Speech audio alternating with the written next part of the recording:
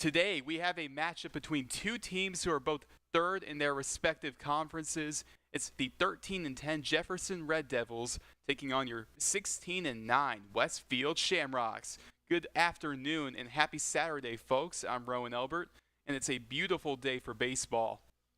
Westfield on a 5-game win streak, and that includes a sweep over Avon as they picked up a big win, 11-6 against Avon in the last game at Avon.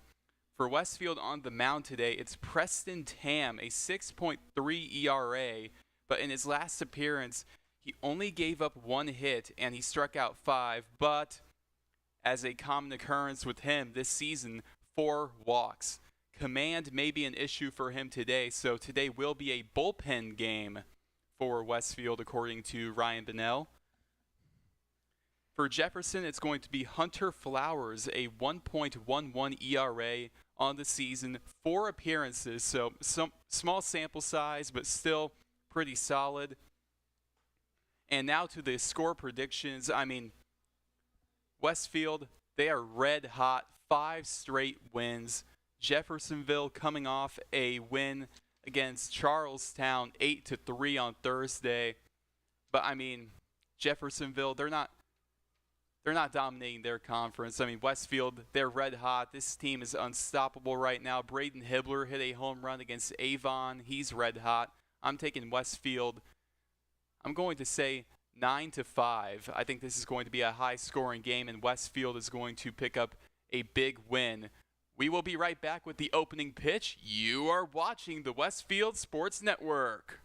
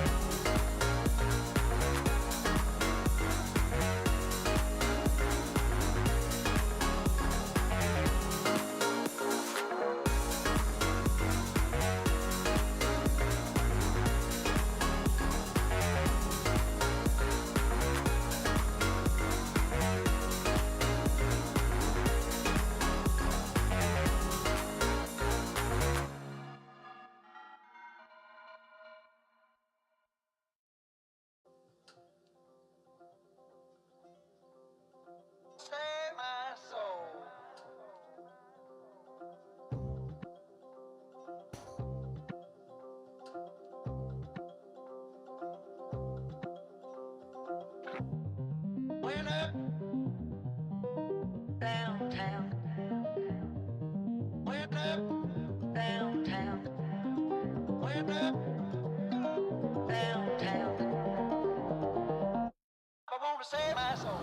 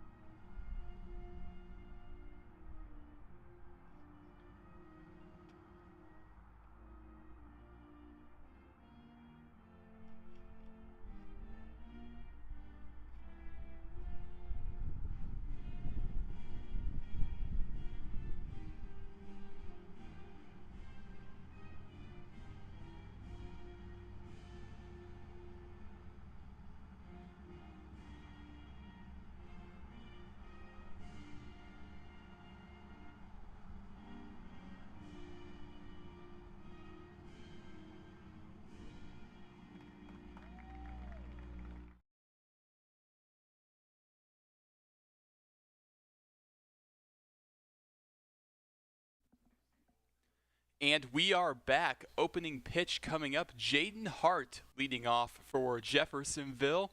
So far on the season, batting .429 with 7 RBIs. No home runs, though, because Jeffersonville on the season, no home runs for any player, which Westfield going into the Center Grove game actually had that going too, but then Evan Russ with a home run into left field. Since then, Matt Drozlik, Colin Lindsay, and as recent as the last game against Avon, Braden Hibbler with a home run. On the mound today, Preston Tam. Tam, a 6.30 ERA, but he looked much better in his last appearance, going 4.1 innings pitched, giving up 1 hit, zero earned runs, 5 strikeouts, but unfortunately 4 walks. I mean, that is going to be an issue for him as it's been all year.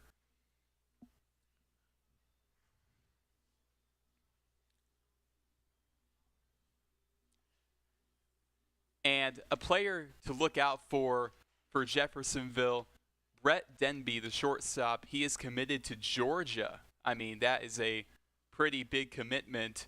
So look out for him. He's batting .375 on the year.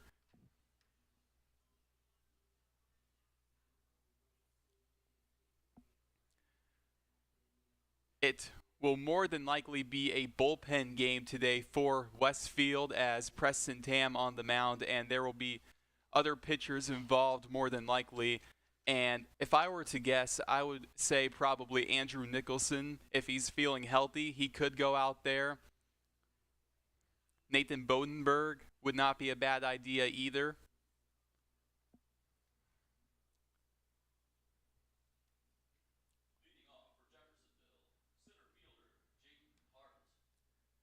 Jaden Hart up to bat. Tam on the mound, and we are about to have the action underway.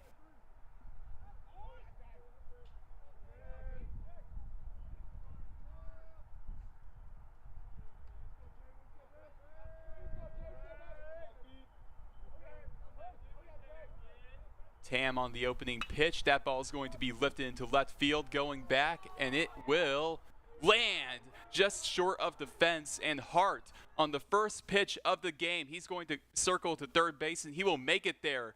A triple for Jaden Hart on the first pitch of the game. Wow.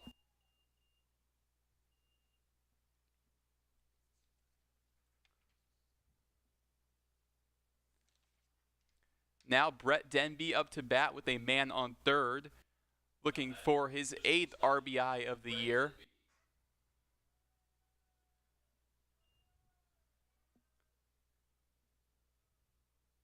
Tam on the first pitch. That one is going to be high, 1-0 count.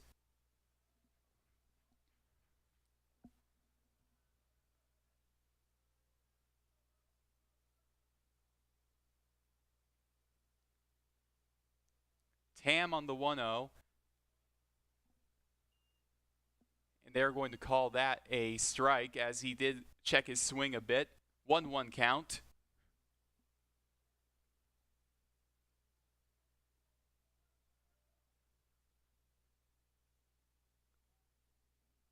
Tam on the 1-1 pitch. That ball is going to be just outside, 2-1 count. 2-1 count, a man on third, nobody out. Tam on the even count. That ball is going to be low and away, 3-1 count. I mean, the walks, they've been an issue for Tam all year, and it seems as if so far they're continuing into this game. Tam on the 3-1 pitch, and that ball is going to be low and away, and that is going to be a walk.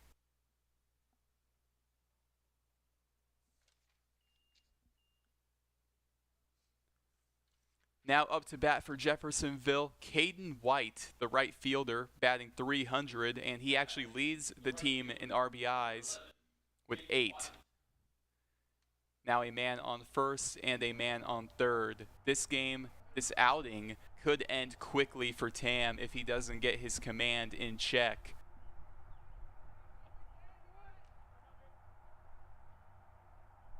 Tam on the first pitch. That ball is going to be right down the middle, 0-1 count. Just what he needed.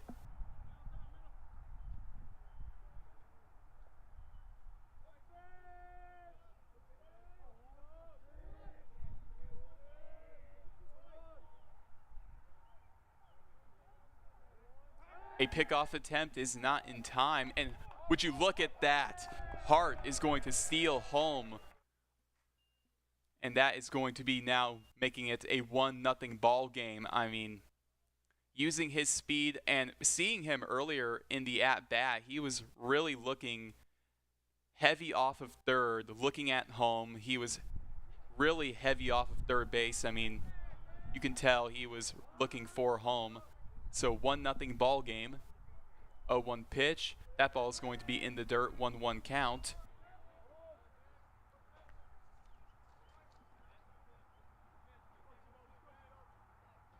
Already an earned run given up by Tam, and Not a good sign if you were expecting him to go on further in the game. Pickoff attempt not in time yet again.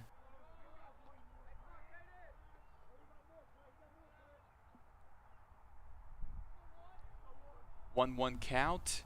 Denby on first. Nobody out. Tam on the 1-1. That ball is going to be hit to third base. Ian Wilson will ground it. Is he safe? He is going to be safe at first base. Using his speed for an infield hit, Caden White. Now a man on second and a man on first with nobody out. This is getting really ugly for Tam. Jared Phillips up to bat, batting .300. 5 RBIs on the year. He's going to try and bunt. And he missed on the bunt, but it's outside. 1-0 count.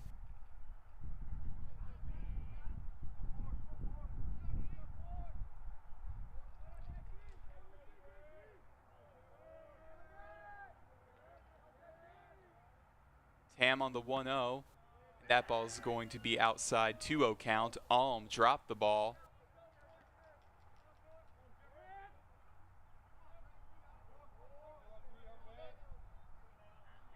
And Denby, he is way off of second base. You can tell he wants third.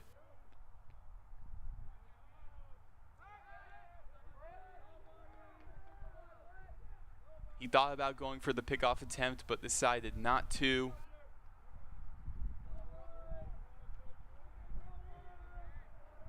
Tam on the 2-0. That ball is going to be lifted into center field, and it will land. Denby, he's going to make his way home. Will he get there? Yes, he will. As Caden Lindsay failed to pick up the ball, he dropped the ball in center field. Now a 2-0 ball game. Jared Phillips with an RBI single. So now 2 earned runs given up by Tam. This is really ugly. Nobody out either. This game could get really bad really quickly for Westfield.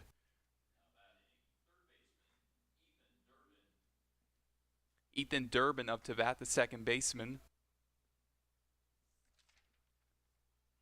The third baseman, my bad. Durbin batting .308. Looking to improve that average with a man on third and a man on first. Nobody out.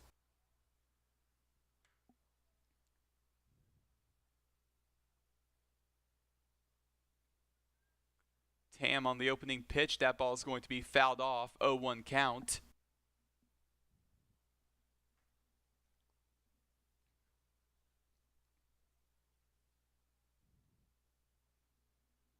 I thought Tam going into the game today, I thought he would have more momentum off of his last great appearance, but so far not so good. 0-1 count. That ball is going to be high. 1-1.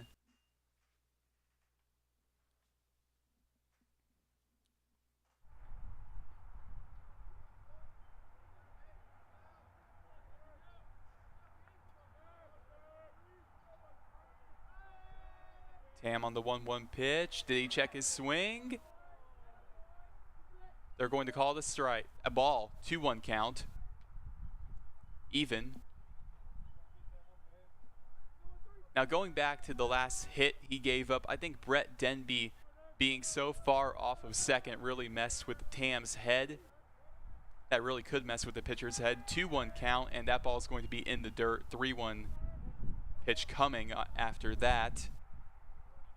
Nick Alm behind the dish.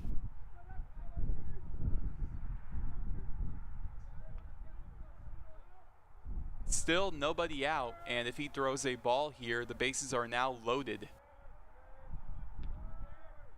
Tam on the 3-1. That ball is going to be low and away, and now the bases are loaded with nobody out. I mean, this is getting ugly. If it hadn't been ugly already. Already 2 walks for Tam.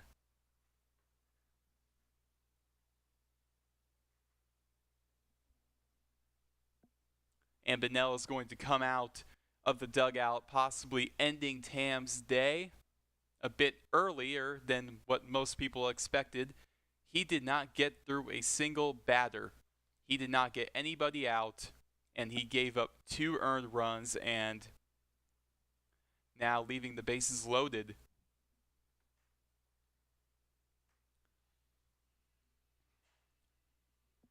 We still don't know if this is just a normal mound visit or they're going to take the ball away from him and take him out of the game. We do have some action in the bullpen, though.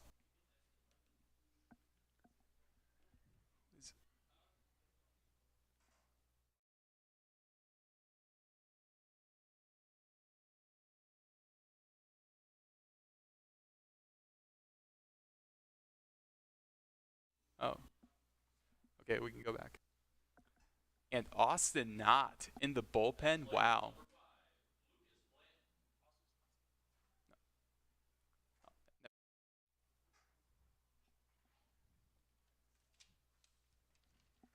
Lucas Bland up to bat, the left fielder with the bases loaded. Batting .269. That ball is going to be right down the middle, 0-1 count. Maybe that could be the turning point for Tam.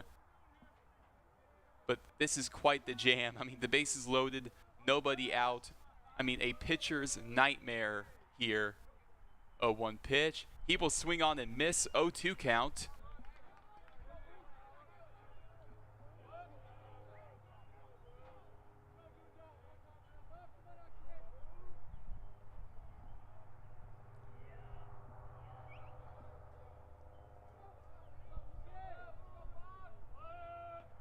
Tam on the 0-2. He will swing on and miss, and Tam with his first strikeout of the day.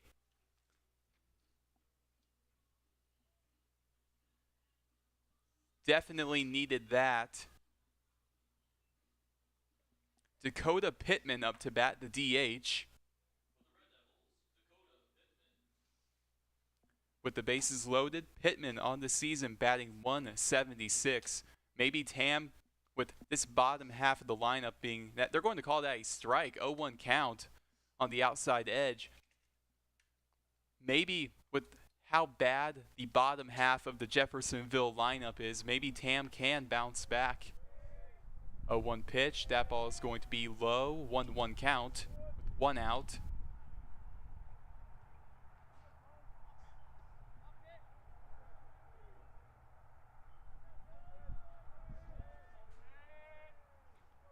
And we have Nathan Bodenberg in the bullpen warming up.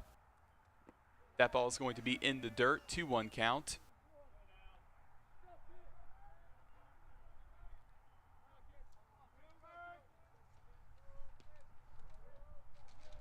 Bodenberg with a 2.80 ERA on the year. 2-1 count, 1 out. Bases are loaded. Tam on the 2-1. A swing and a miss. He needed that. 2-2 count.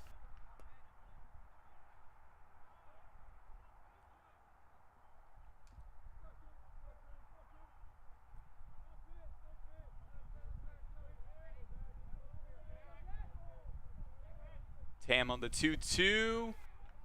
And they're going to call him out. He struck out. Tam, his second strikeout of the day.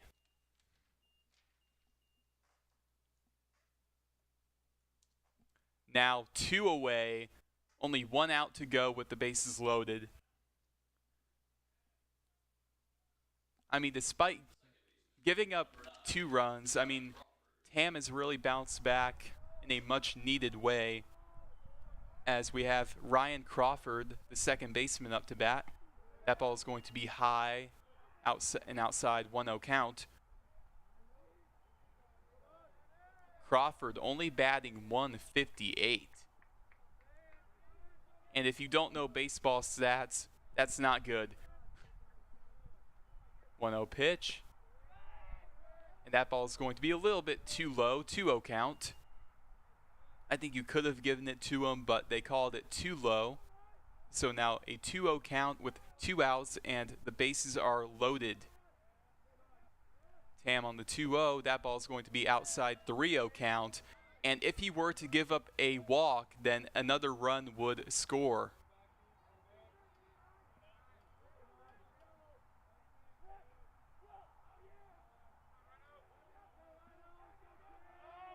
Tam on the 3-0, and that ball is going to be outside. And Jeffersonville now with a 3-0 lead.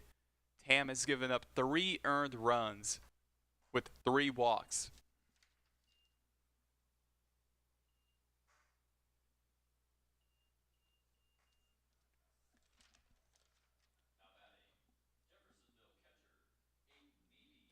Now the catcher, Aiden Nemi, batting .200 on the year with the bases loaded. That ball is going to be low and away, 1-0 count. And we saw the runner on third. He took off for some weird reason. Yeah, he does it again. Maybe to throw Tam off. That ball is going to be high, 2-0 count. I mean, he's kind of doing what Denby did when he was on second base, kind of running back and forth, and that can throw Tam off. And, you know, having to worry about 2 things at once as a pitcher, definitely something that you don't need. 2-0 count. That ball is going to be in the dirt, 3-0 count. And if Tam gives up yet another walk, another earned run would score, which would make it a 4-0 ball game.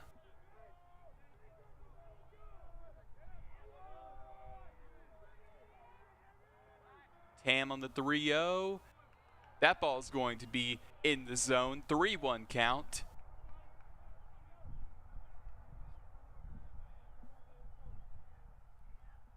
Tam on 3-1. That ball is going to, they're going to give that to him. Wow, on the outside edge, they will give that to Tam. That looked like a ball to me, but they're going to give it to Tam. 3-2, even count. Definitely a lot riding on this pitch. On the 3-2, that ball is going to be fouled off. Still a 3-2 count, 2 outs, bases are loaded. Aiden Nemi.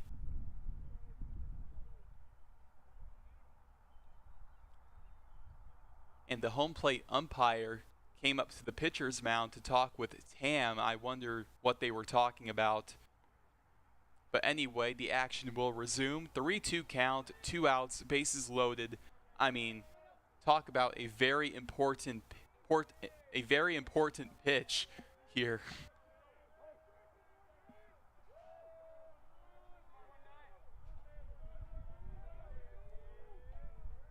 Tam on the 3-2, and that is going to be a ball, and yet another run will score for Jeffersonville, making it a 4-0 ball game. That now is 4 walks for Tam, and Benell is going to walk out, and Bodenberg is coming out of the bullpen. So that is going to be the end of Preston Tam's day.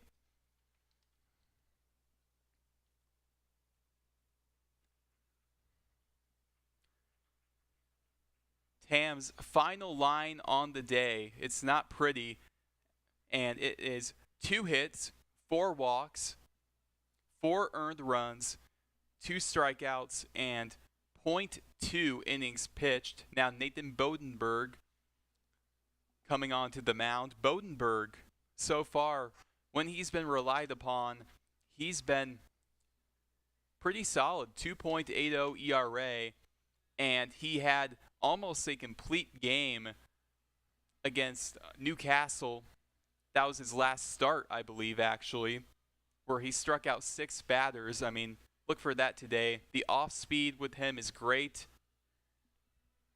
but the question is, can he locate it?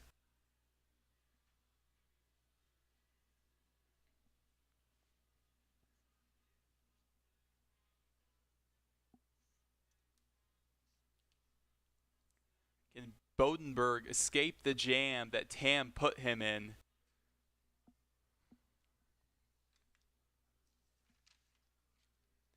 With the top of the order coming back up, Jaden Hart, who is 1 for 1 with a triple today, and he did steal home. So keep that in mind. He's got speed. I'll give him that.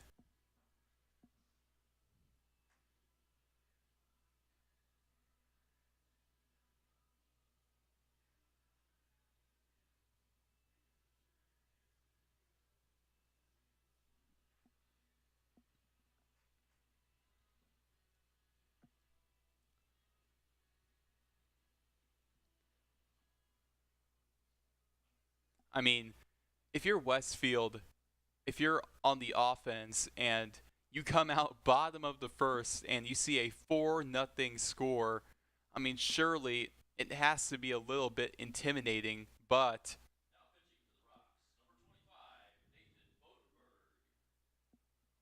that won't matter. You kind of have to, ignore that. If Bodenberg wants to go a long ways in this game, for one, his command will need to be on point, and two, he is going to need run support badly. He is going to need run support like he had in the Newcastle game. Jaden Hart back up to bat. 1-for-1 on the day with a triple. Bases are now loaded, as they have been for the past 3 batters. Bodenberg, first pitch. That is going to drop in beautifully for a strike. 0-1 count.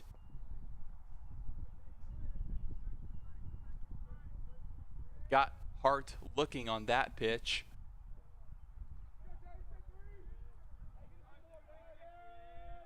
Bodenberg on the 0-1. That's going to drop in yet again. 0-2 count now.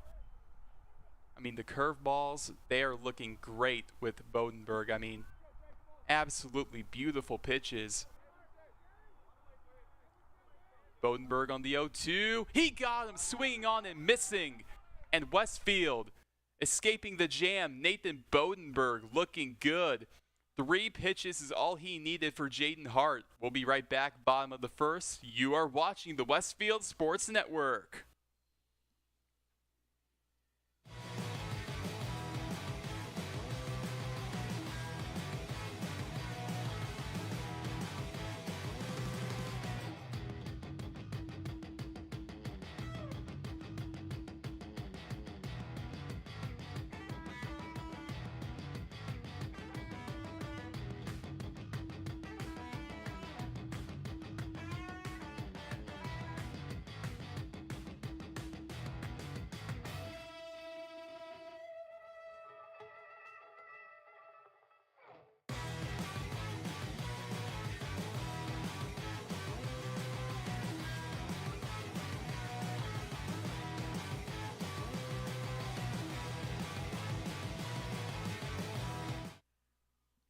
And we are back, bottom of the first.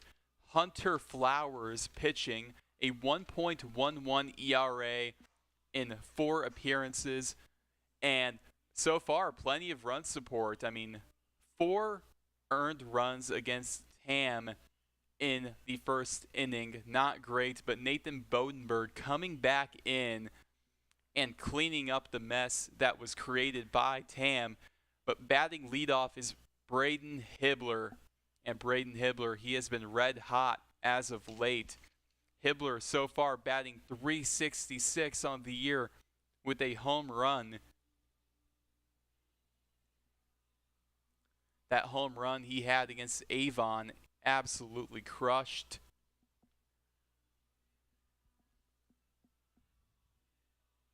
I'm sure you can find the clip on YouTube. It was a no-doubter as he stared down the pitcher after he hit it in typical Braden Hibbler fashion. I mean, he is a great personality guy, a great energy guy for your team.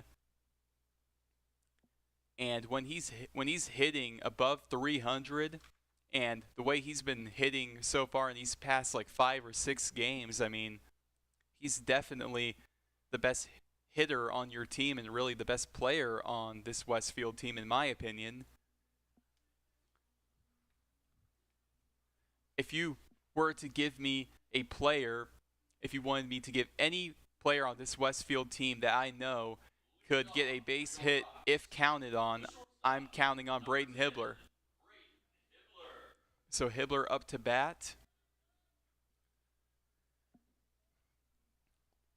Flowers on the opening pitch. That ball is going to be lifted into left field, left center field, and it is going to be caught for the first out of the inning. Polar opposite days so far for Flowers and Tam. Tam on the first pitch he saw, it got yanked into left field for a triple. And for Flowers, already a pop-up. Eli Manbeck batting .357 on the year. He's really improved throughout the season. That ball is going to be low and away, 1-0 count. Nobody on base, 1 out.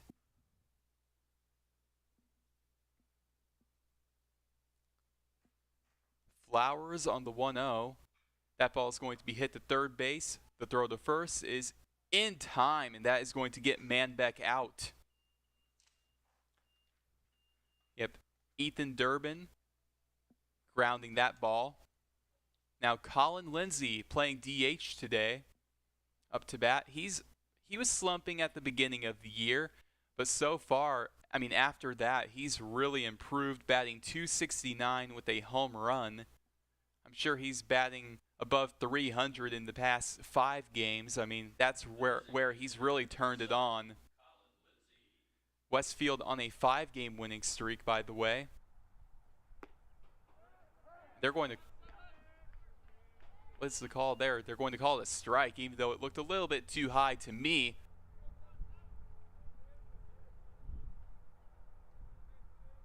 Oh, 1 pitch. And that ball is going to be outside, 1-1 count. Nemi dropped the ball too. The catcher, Aiden Nemi.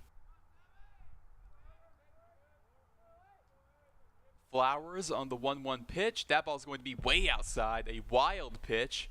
2-1 count.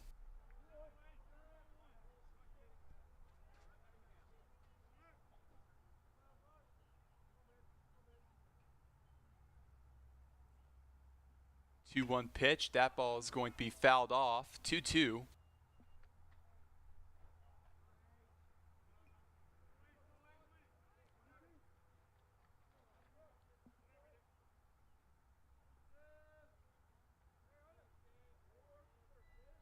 Two-two pitch. And that ball is going to be low. 3-2 count. Definitely a lot riding on this pitch. A 3-2 count with 2 outs. It could put Lindsay on base, or it could be a strikeout, or anything's possible. 3-2 pitch. That ball is going to be lifted into center field. And it is going to be caught, and that is going to end the inning. Westfield unable to strike back going into the top of the second. You are watching the Westfield Sports Network.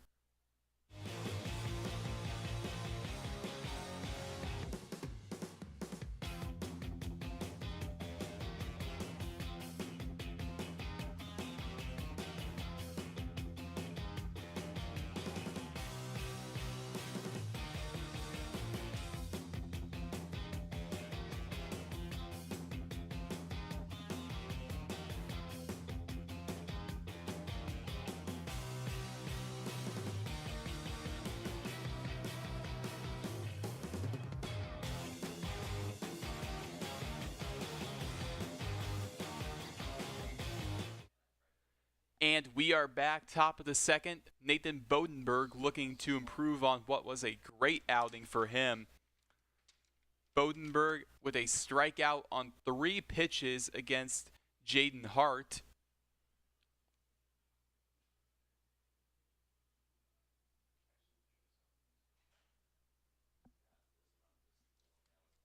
And Bodenberg, the curveball looked absolutely beautiful, and now he's going up against a D1 player, Brett Denby, a Georgia commit.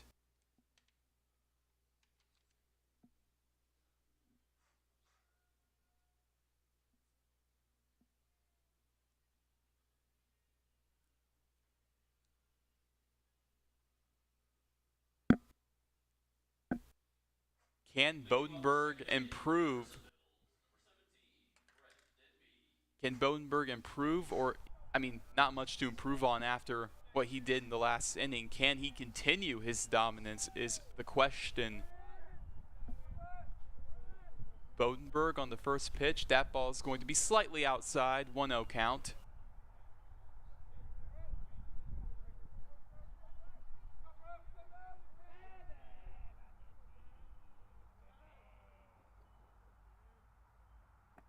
That ball is going to be low. 2-0 count. With Bodenberg, you really don't see the fastball very often. You really see curveballs and breaking pitches. That's really all you've got with him. Bodenberg on the 2-0. That ball is going to be, they're not going to call that a strike. Wow, 3-0 count.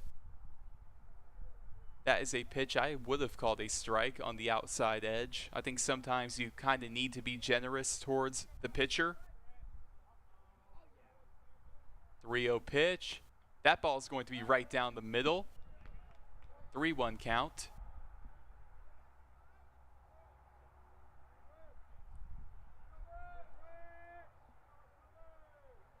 Bodenberg on the 3-1. That ball is going to be fouled off, an absolute rocket towards the fence. 3-2 count. This could be a huge statement for Nathan Bodenberg.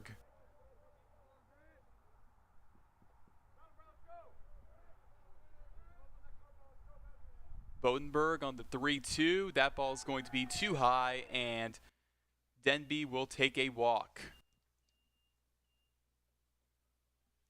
That would actually be his second walk of the day, by the way, for Denby.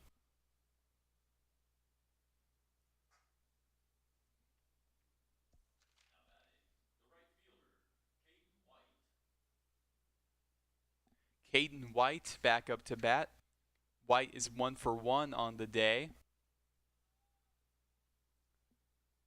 And that is going to hit him right on the arm, and not a great start to the inning by Bodenberg. And now Nick Alm is going to meet up with him between the batter's box and the mound, and they have a very quick discussion. Probably not even a discussion, more like a, keep your head up kind of thing. Jared Phillips back up to bat. He's 1 for 1 with an RBI.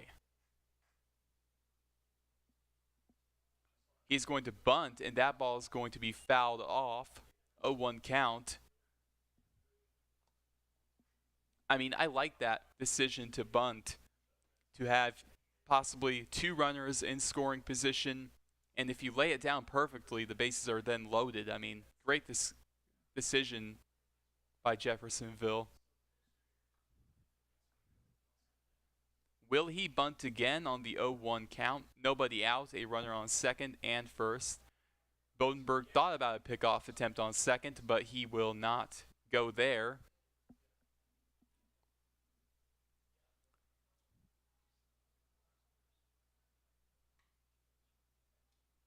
That ball is going to be outside. 1-1.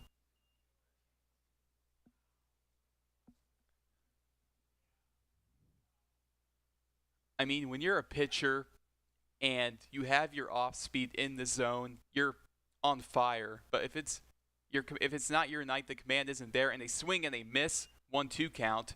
If the command is not there, it's not going to look good. And already with Bodenberg, a walk and a hit by pitch, 1-2 count, nobody out.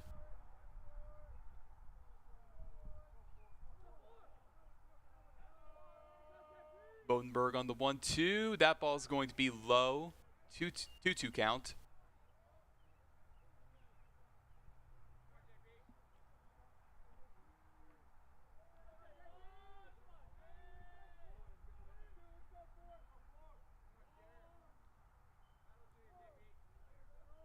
And Bodenberg thought about a pickoff attempt, but he will not go there yet again. Yeah, Brett Denby possibly looking at third. He did this to Tam earlier too. A swing and a miss, and that is going to get him out. A second strikeout on the day for Nathan Bodenberg.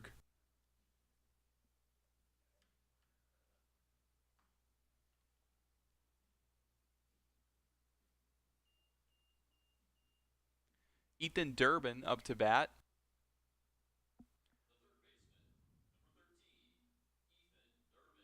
He walked in his previous at-bat. Still a runner on second and first with one out. That ball is going to be a little bit too high, 1-0 count.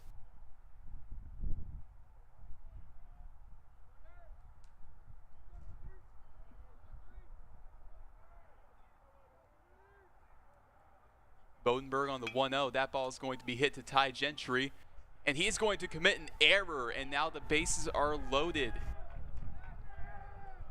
This is an absolute disaster for Bodenberg. I mean, the bases loaded with one out.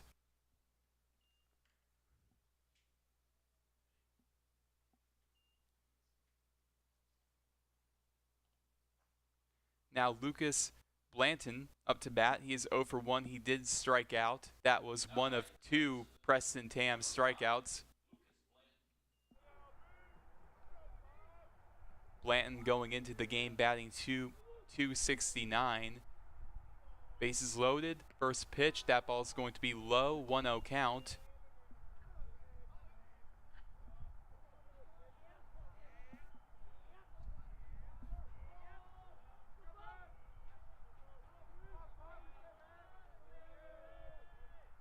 Bodenberg on the 1-0. That ball is going to drop in beautifully. 1-1 count.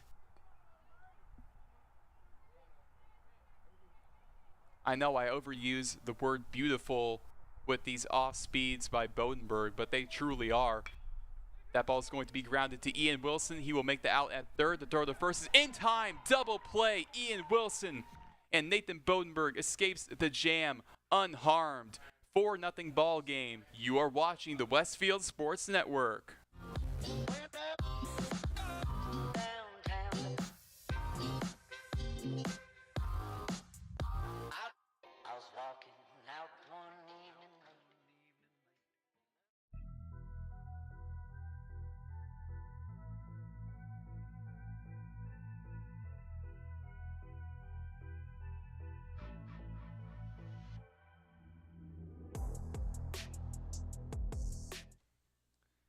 And we are back bottom of the second inning. A 4-0 ball game. Nathan Bodenberg got himself in quite a jam with the bases loaded, but Ian Wilson at third base coming up with a crucial double play to end the inning.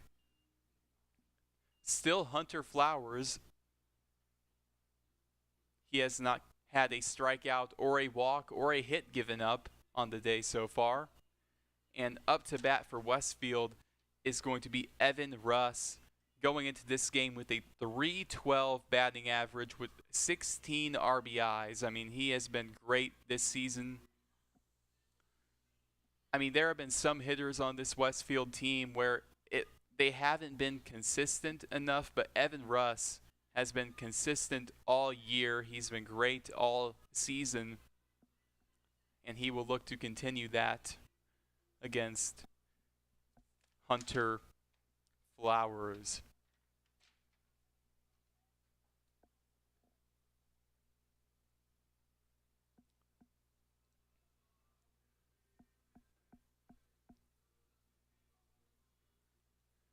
Now batting for the Rocks, number 5, Evan Russ. Flowers on the opening pitch. That ball's going to be low and away. 1-0 count.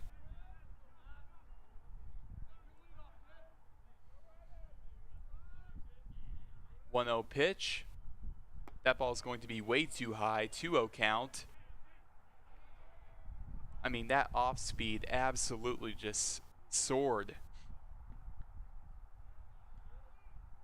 2-0 pitch. That ball is going to be too low yet again. 3-0 count.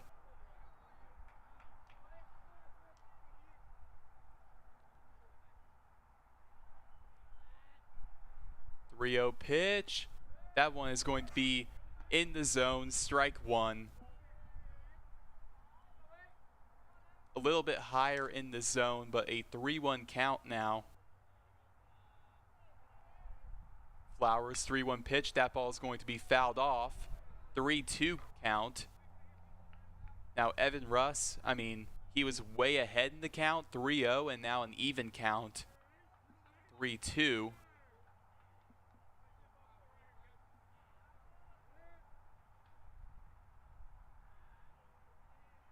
Three-two pitch. That ball is going to be fouled off yet again. It will remain a 3-2 count.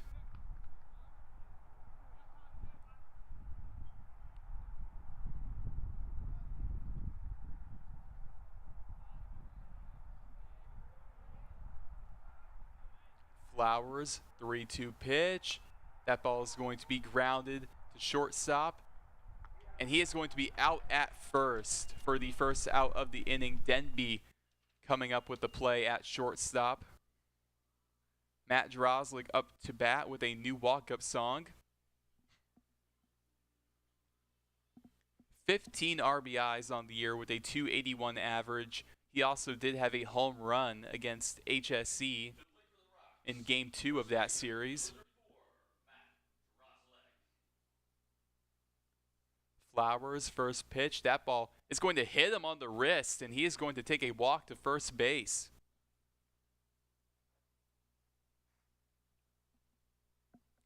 Now Nick Alm, the catcher, up to bat.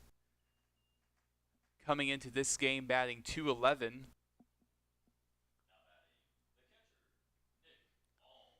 I think despite what the stats tell you about Nick Alm, he's got a good eye for the zone, and he can definitely figure it out. That ball is going to be high, 1-0 count.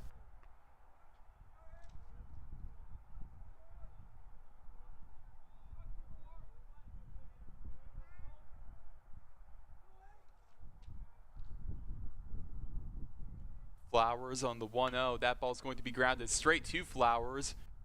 Denby on second, and a double play is going to end the inning.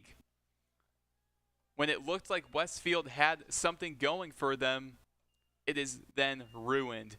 4-0 ball game going into the top of the third. You are watching the Westfield Sports Network.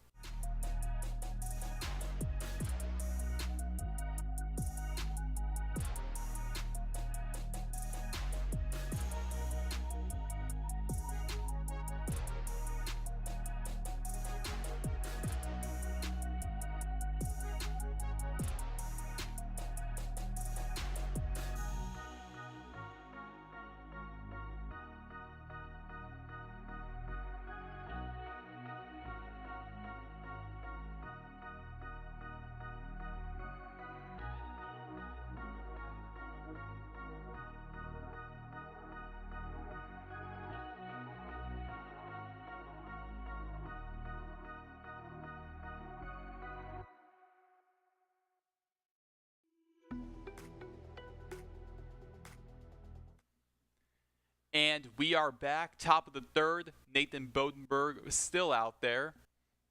Bodenberg, so far on the day, going 1.1 innings pitched. He has given up a hit, a walk, a hit by pitch, and 2 strikeouts on the day for Bodenberg.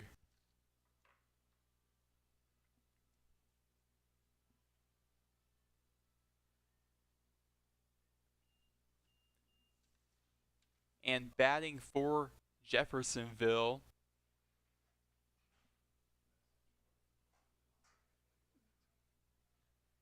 is Dakota Pittman. Pittman, the DH, is 0 for 1 with a strikeout on the day. Coming into this game batting 176. Not a great hitter whatsoever.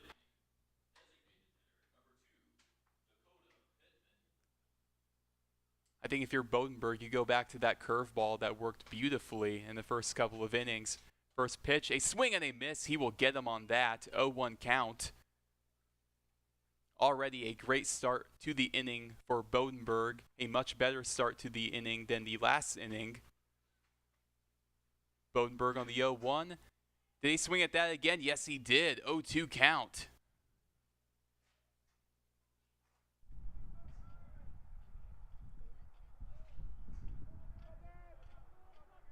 Bodenberg on the 0-2 pitch. That ball is going to be low and outside, 1-2 count.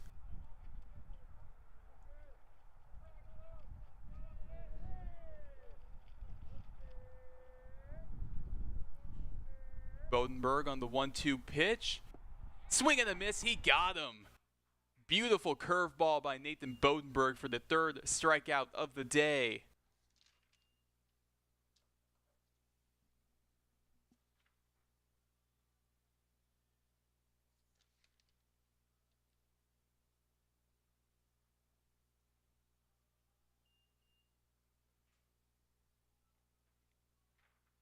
Now Ryan Crawford up to bat, the second baseman. He walked in his last appearance. We'll see what he can do here.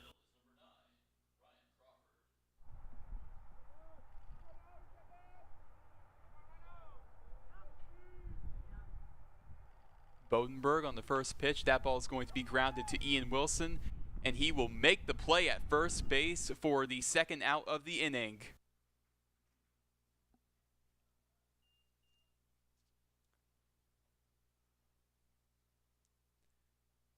Now the catcher, Aiden Nemi, up to bat.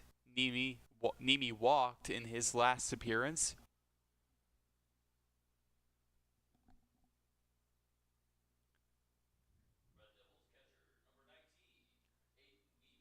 Definitely would be much needed for Bodenberg to get some momentum going against the bottom of the order, and that ball is going to be drilled into the middle of the zone for a strike, 0-1 count.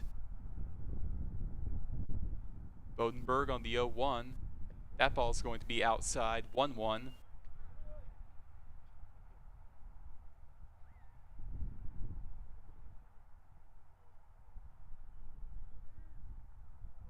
Bodenberg on the 1-1 pitch, 2 outs. That ball is going to be lifted into right field. Going back, and Evan Russ will be unable to make the catch. And Aiden Nemi with a single. And that is going to be another hit given up by Nathan Bodenberg. A single for Aiden Nemi. The second hit given up by Nathan Bodenberg on the day. Now back to the top of the order. This is where it could get, not so great. And Jaggers running the bases for Jeffersonville, coming in for Nemi as a pinch runner. And Jaden Hart, who is 1 for 2 on the day, is back up to bat with a triple and a strikeout. First pitch, a swing and a miss. Absolutely nasty. Nathan Bodenberg, 0-1 count.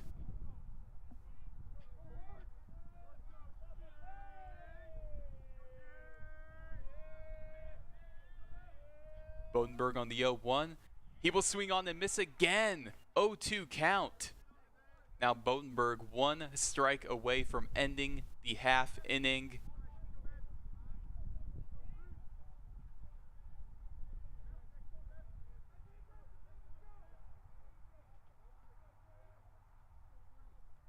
Bodenberg on the 0-2. That ball is going to be fouled off. It's actually not going to be fouled off. What's the call here? I mean, we saw Jaggers run to second base. Are they going to call that a wild pitch? I think they are. He made no contact on that. So, 1-2 count. A runner on second. I thought Hart made a little bit of contact on that, but no, he did not. So we have a 1-2 count, a man on second. That ball is going to be lifted into center field, and Caden Lindsay with a diving catch. That is why we have him as an everyday player in center field. He will make those great catches. Very athletic play to end the half inning. You are watching the Westfield Sports Network.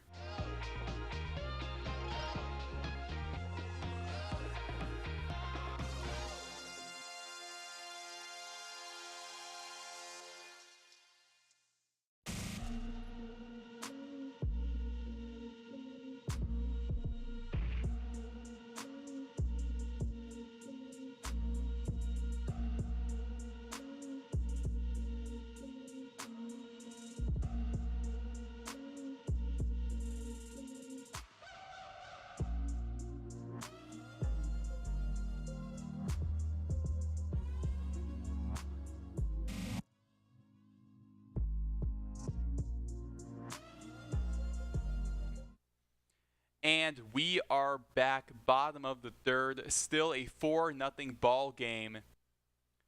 And Westfield, they are hitless on the day, possibly looking to have that changing with Ty Gentry up to bat. Going into this game with 10 RBIs, but a 196 average. And although he's not had the best season, it's been very up and down. He comes up clutch when it matters, as we've seen all year. Although he did commit an error earlier at second base, which resulted in a base hit.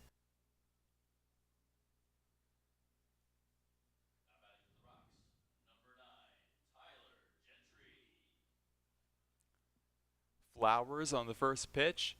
That ball is going to drop in for a strike. 0-1 count.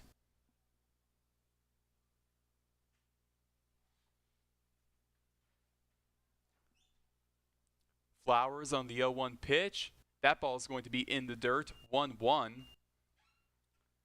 And like I mentioned earlier, Westfield hitless on the day, hoping to make that change. 1-1 count. That ball is going to be fouled off.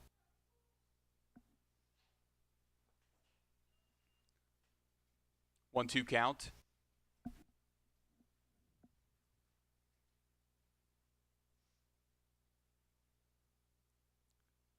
One, 2 pitch. That ball is going to be fouled off yet again. It will remain a 1-2 count.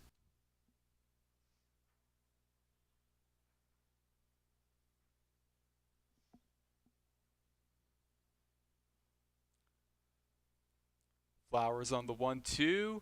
And that is going to drop in for a strike, it looked like to me, but they're going to call that a ball. Wow. Wow. I don't agree with that call. That looked in the zone to me. 2-2 count. A swing and a miss, and Gentry will strike out anyway.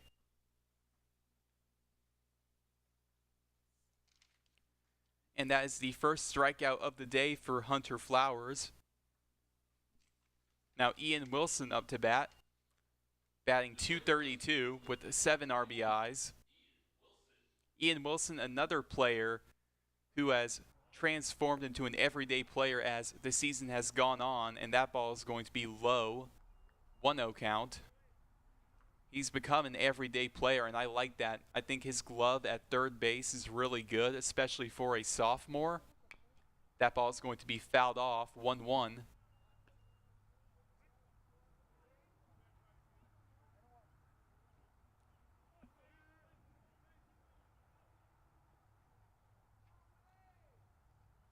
Flowers on the 1-1 pitch.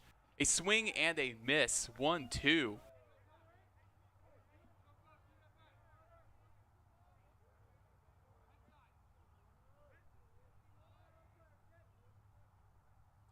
Flowers on the 1-2 pitch. That ball is going to be lifted into center field, and it is going to not land. It will be caught. That is going to be Hart making the catch in center field. Caden Lindsay up to bat. We saw him make a very athletic diving catch in center field earlier today.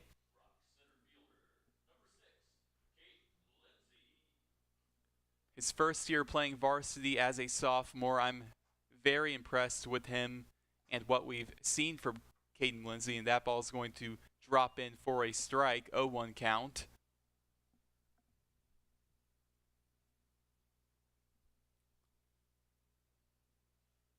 Flowers on the 0-1. He's going to foul that one off, or did he make any contact? Either way, it didn't matter. 0-2 count with the 2 outs, nobody on base.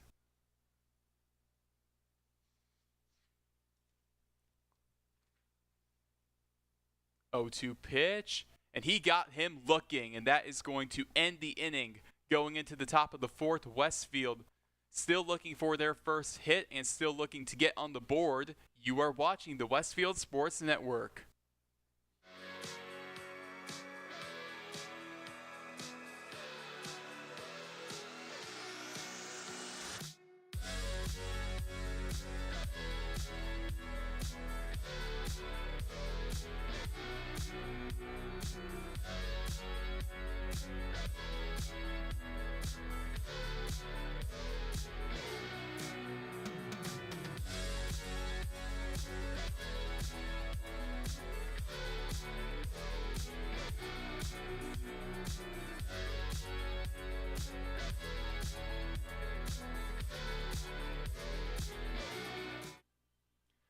And we are back, top of the fourth. Nathan Bodenberg looking to continue on a pretty solid performance on the day so far, with Brett Denby coming up to bat. He has walked in both of his appearances.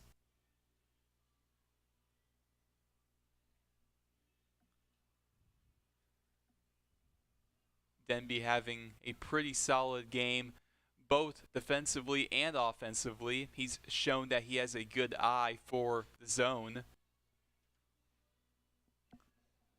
And I was a bit skeptical with Nathan Bodenberg going up against the top of the order, the top of the order. But so far, so good. I mean, he made Jaden Hart look not so good on that strikeout. I mean, Jaden Hart going on swinging and missing. But Brett Denby up to bat. He's walked in both of his appearances.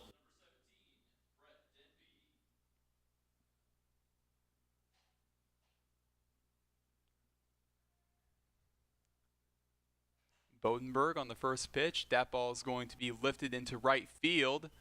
Going back. And that is going to land. Brett Denby with a double. Evan Russ unable to make the catch in right field. I thought he was going to be able to make that catch.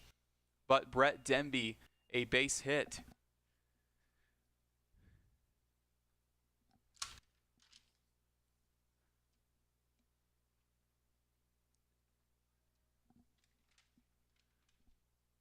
Now it's going to be Caden White up to bat. He is 1 for 1 on the day. He was hit by a pitch, too. He has 8 RBIs on the year, which leads the team looking for his 9th with a runner on second, Denby. And we see Denby, that ball is going to be in the dirt, 1-0 count. But we do see Denby on the base paths. I mean, the way he moves off of the base, I mean, the way he moves, it kind of intimidates a pitcher, which is really good strategy. 1-0 pitch. That ball is going to be in the zone, 1-1 count. If Bodenberg can find his stuff in the zone, he is going to have a great day, and so far having a pretty solid day. Bodenberg on the 1-1. That ball is going to be in the dirt, 2-1. And Alm is not going to pick that up in time, and Denby is going to steal third. So now a runner on third, 2-1 count. I mean, if you're Nick Alm, you kind of have to think about all situations that can happen, and you have to pick up that ball quicker. Even count. That ball is going to be fouled off, 2-2 count.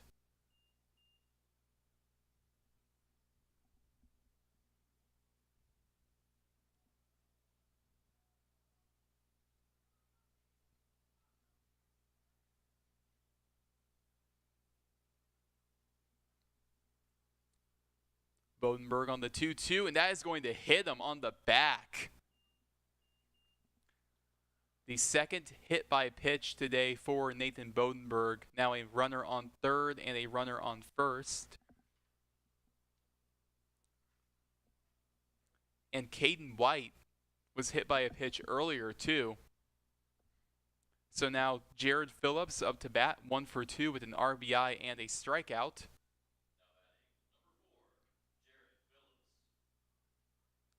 The lefty Phillips. That ball is going to be right past Bodenberg, and Gentry will be able to ground it, but still a base hit, which now means the bases are loaded with nobody out, which is quite the jam.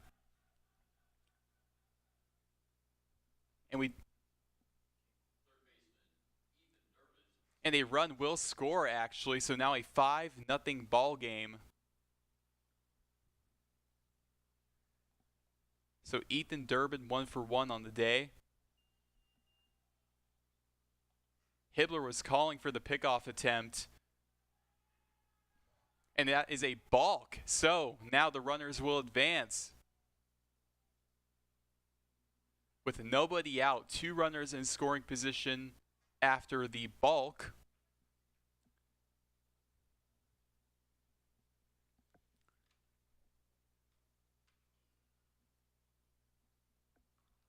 Bodenberg the first earned run against him.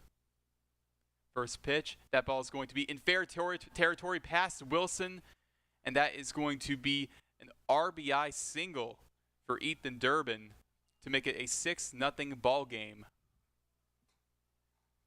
Now 2 earned runs for Nathan Bodenberg. This is not looking good.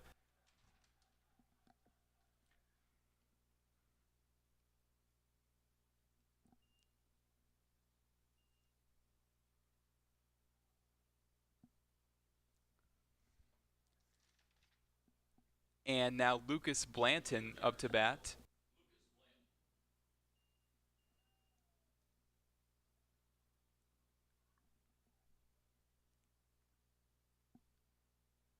A swing and a miss on the outside breaking ball, 0-1 count.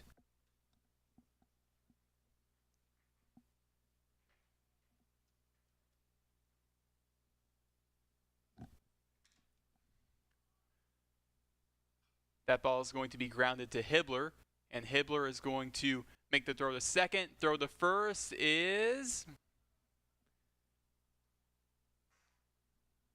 still awaiting on that call.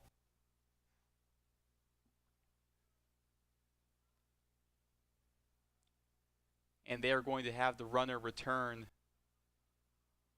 And that is actually going to not be in time. And Vanella is going to have a discussion with the umpire, a quick discussion.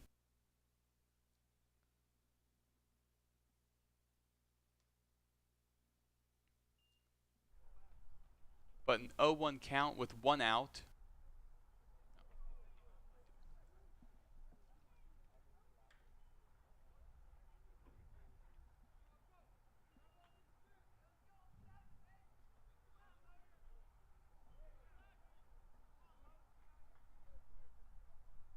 A runner on third. Dakota Pittman with a runner on third. 0 for 2 on the day with 2 strikeouts. That ball is going to be grounded to Ian Wilson. And he will make the stop at first base. And after not the best inning for Nathan Bodenberg, giving up 2 earned runs, we advance to the bottom of the 4th. You are watching the Westfield Sports Network.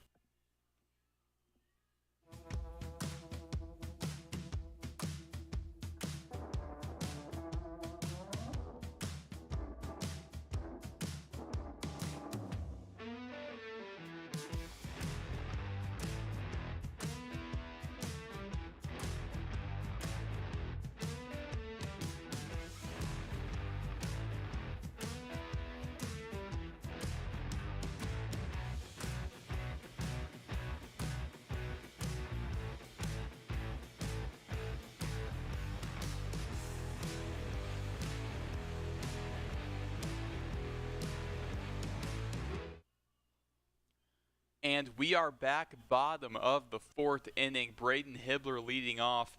Hibbler so far on the day 0 for 1. Hunter Flowers pitching a no-hitter so far, as he has only given up a walk and has 2 strikeouts in 3 innings pitched.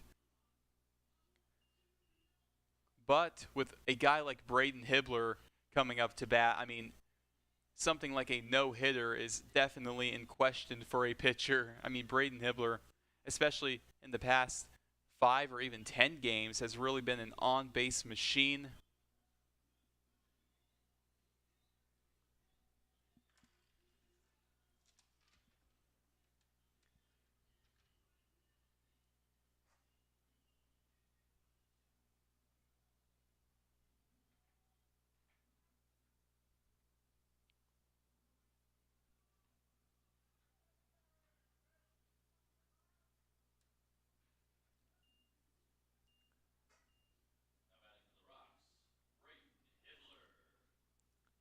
Flowers on the first pitch. That ball is going to drop in for a strike, 0-1 count.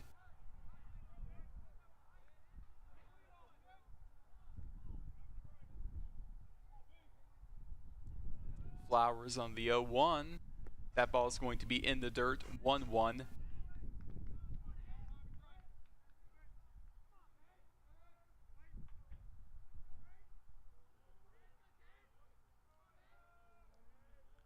Flowers on the 1-1 pitch. A swing and a miss. 1-2 count.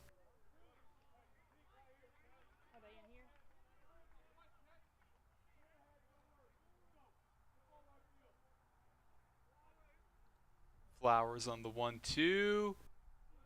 And that is going to actually not get Hibbler. It's going to be a 2-2 count. It was dropped by the catcher, Nemi.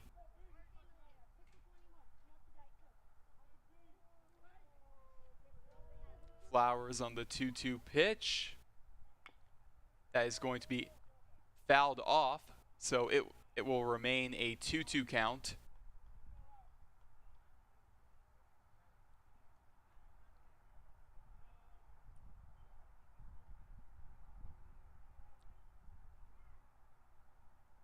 Braden Hibbler, despite only getting through one batter so far, I think he's definitely a guy due for a hit. I mean, 3 triples on the year. He's got speed.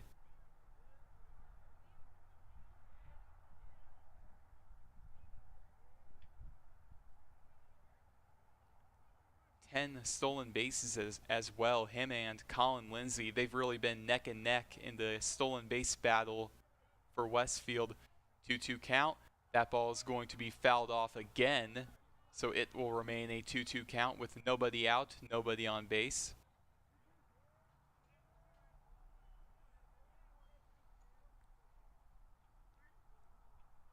Two-two pitch for Flowers. That ball is going to be fouled off again. It will remain a 2-2 count.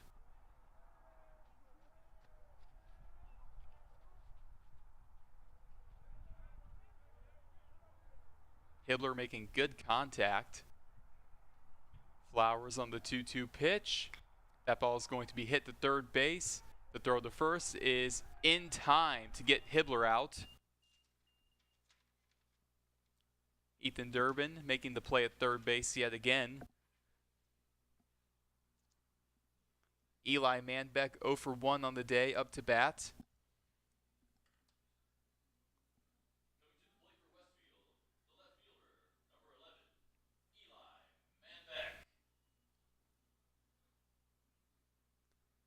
Manbeck. Flowers on the first pitch to Manbeck. That ball is going to be low and away. 1-0 count.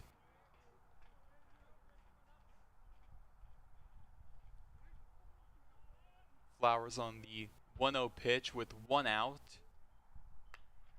That ball is going to be fouled off. 1-1 count.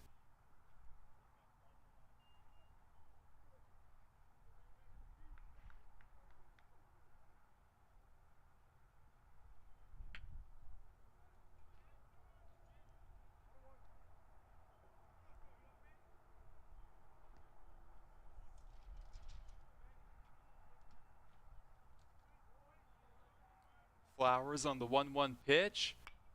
That ball is going to be fouled off again. 1-2 count. I mean, we've seen it with Braden Hibbler and Eli Manbeck so far in this inning, making good contact, but all have been fouled off. 1-2 pitch. That ball is going to be grounded over the head of the pitcher, and will he be safe at first? He's going to be safe at first. Eli Manbeck, the first hit of the day for Westfield. Hunter Flowers, his first hit given up, an infield hit for Eli Manbeck.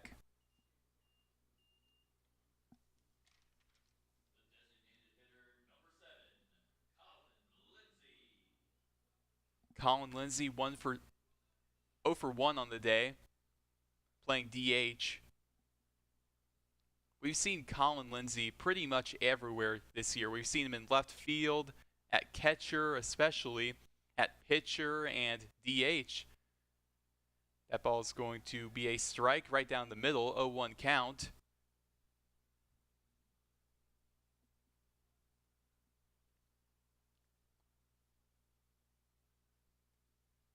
Pickoff attempt is...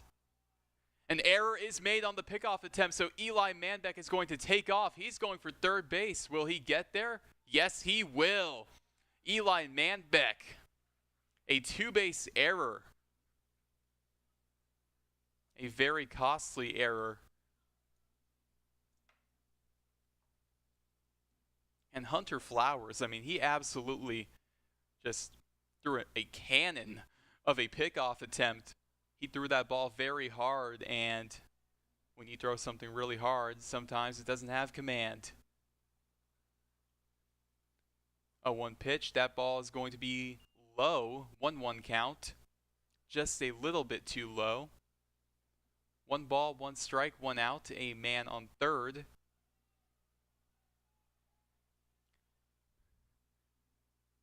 Flowers on the 1-1. That ball is going to be fouled off into the opposing bullpen. 1-2 count.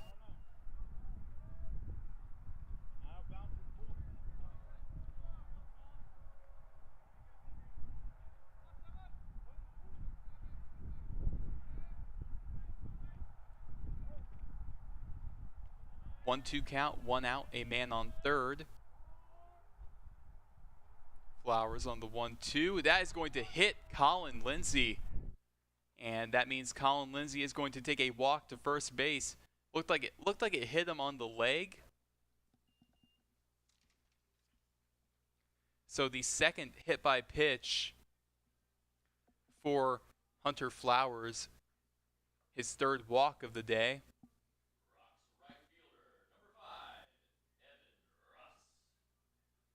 Evan Russ up to bat. He is 0 for 1 on the day. Now a man on third, a man on first. 16 RBIs on the year. Can he make it 17? And that ball is going to be fouled off. 0-1 count with 1 out. I mean, if you're Hunter Flowers, this is the part of the order you do not want to face. I mean, Evan Russ, then Matt Drozlik. I mean, this is not a great part of the order to face off against. And Lindsay is going to take off. Will he make it there? He is safe at second. Colin Lindsay, you can add yet another stolen base to his stolen base total on the season. Yet 14 stolen bases on the year, and he has now surpassed Braden Hibbler for most stolen bases on the team with that one. So his 15th on the year. He had 14 going into the game. Now 2 runners in scoring position with 1 out. 1-1 pitch by Flowers. That ball is going to be hit, and that is going to land in left field.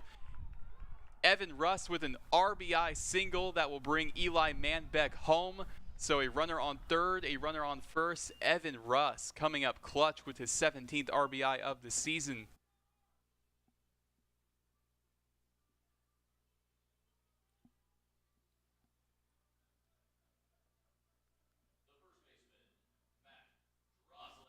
Matt Drozlik back up to bat. He was hit by a pitch earlier. Another RBI machine, Matt Drozlik. 15 RBIs on the season so far. Pickoff attempt is not in time. He will not make an error this time.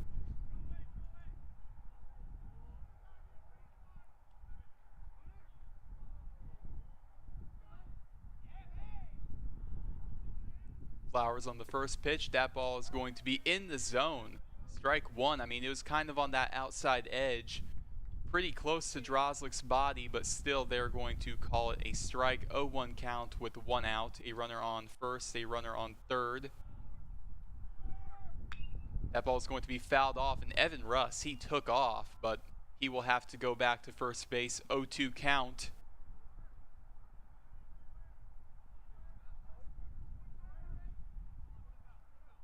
I mean, nobody really talks about Evan Russ's base running, but he does have 6 stolen bases on the season. I mean, nobody really talks about it, but he can definitely steal second if he wanted to, as we see him kind of in that mindset. 0-2 pitch. That ball is going to be grounded to second base. Throw to first is in time, and that is going to be a double play, and that will end the inning. Westfield, although they were able to strike back with 1 run, still a long ways to go for a possible comeback. You are watching the Westfield Sports Network.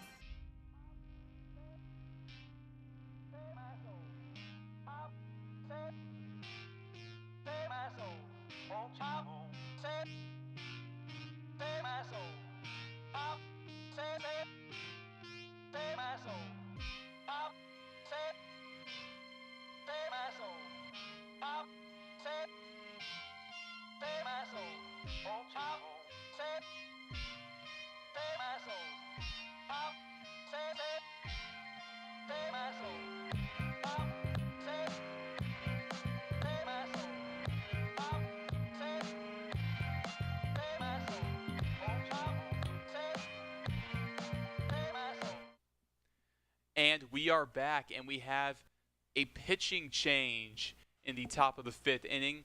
Owen Swinford. Owen Swinford, so far on the season, an ERA of 11 in 8 appearances. I mean, not great, but we can see what he does here.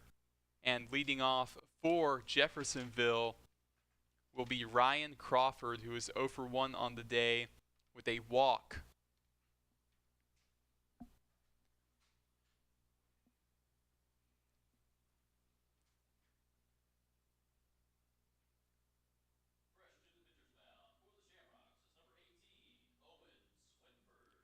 And this move kind of shows that Bunnell, he is not patient at all with the poor performance in that last inning by Nathan Bodenberg. Definitely not patient, and is going to bring out Owen Swinford. And that could be a good thing or a bad thing. We'll see if his lack of patience will pay off.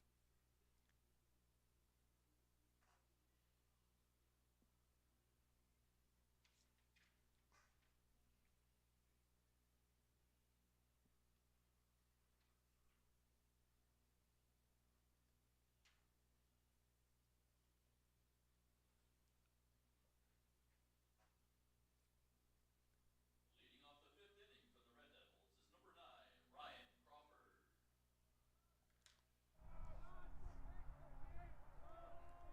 Swinford on the first pitch. That ball is going to be outside, 1-0 count.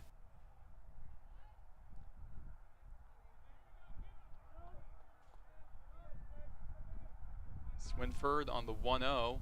That ball is going to be fouled off, an absolute rocket towards the fence, 1-1 count.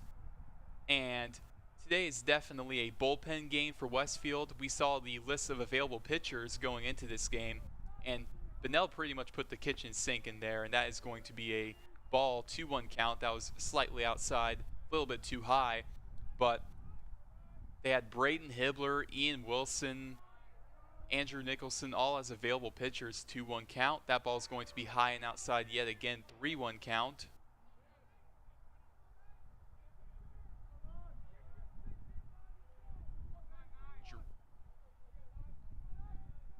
Even Jacob Culp listed as available. He's been, that is going to be a walk, but even Jacob Culp still available after the back injury he's been dealing with, which is very encouraging that we may see him in the sectional against HSE. Now it's going to be Aiden Nemi up to bat. So not the best start for Owen Swinford. Already a walk in his first batter face. He's going to try and bunt.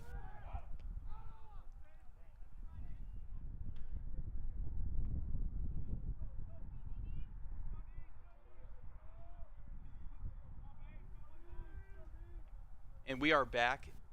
Nemi with a runner on first.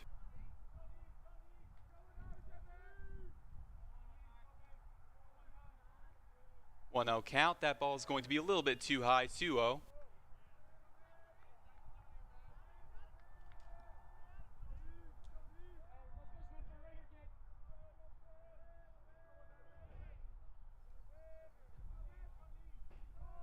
He's going to try and bunt, and that is going to be a fair bunt.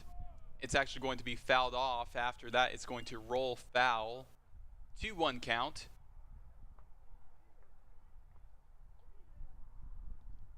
Nemi walked in his last appearance.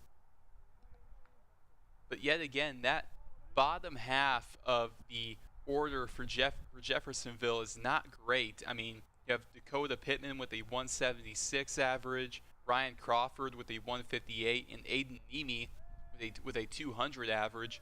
And obviously, average isn't the best way to calculate how good a hitter is, but still, when you have a sub 200 batting average, it's kind of a sign that you're not a great hitter. That ball is going to be bunted into fair territory, and the out will be made at first, but Crawford is going to make his way to second base.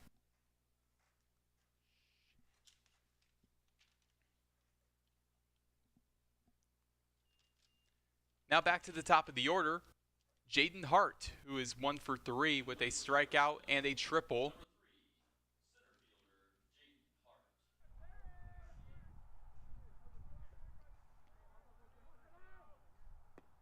That ball is going to be slightly outside, 1-0 count with a runner on second.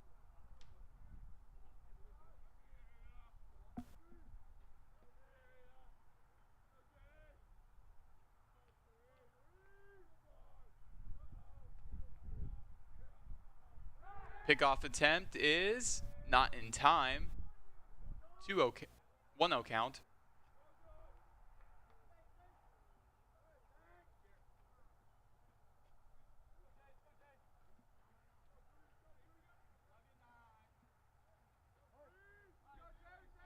Crawford without a stolen base on the year.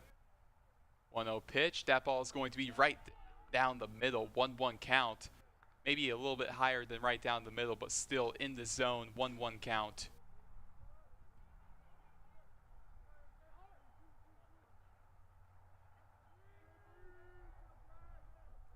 Swinford on the 1-1. That ball is going to be fouled off. Is going to make a great hustle play. Will he make the catch? No, he will not. Just out of his glove over the dugout. I mean, if he would have made that catch, that would have been like a Sports Center top 10 play. Unfortunately, we're doing this radio style, so we would not have been able to get that video. But that definitely could have been like a Sports Center top 10 play. 1 ball, 2 strikes, man on second, 1 out. Swinford on the 1-2. That ball is going to be grounded to Ian Wilson. The throw to first is not in time. He is going to be safe at first. So now a runner on third and a runner on first.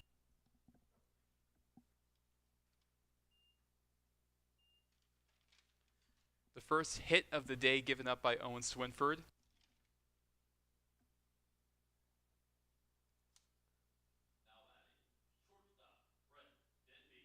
Brett Denby, he is 1 for 1 on the day with 2 walks. Denby with 7 RBIs on the season, looking for an 8th.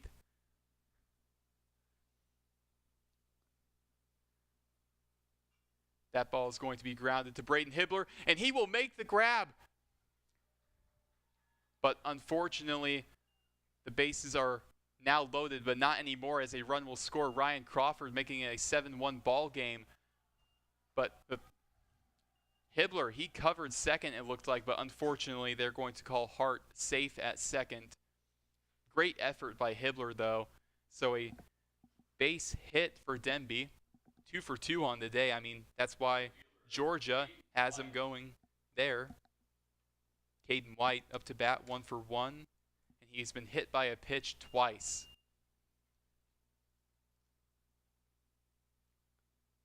First pitch, that ball is going to be a little bit too high, 1-0 count.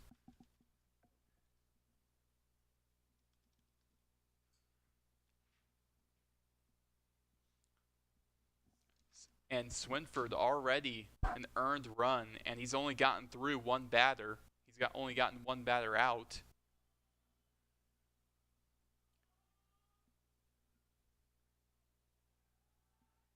The pickoff attempt on Hart is not in time. But I can see why you would want to have a pickoff attempt on Hart. 7 stolen bases on the year for Jaden Hart.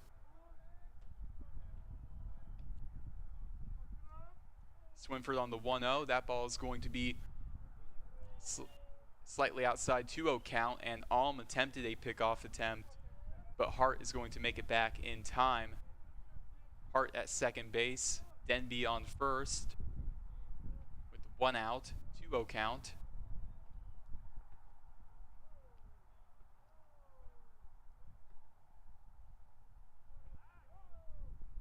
Swinford on the 2-0, and that is going to hit him right on the head.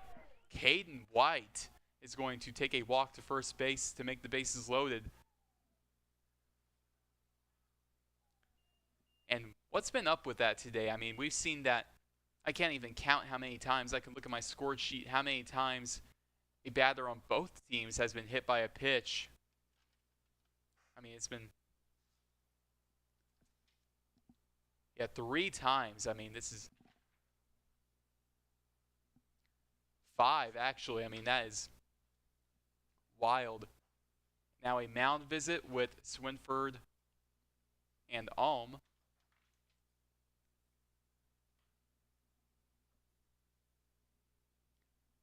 I mean, as a whole for Westfield pitching, this has not been a great day. I mean, 7 earned runs kind of speak for themselves, but I mean, just not a great day at all.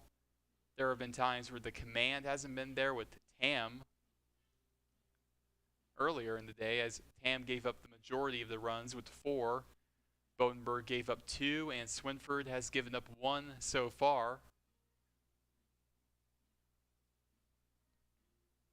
It makes you wonder who else they're going to throw out there. As we saw the list of available pitchers, I mean,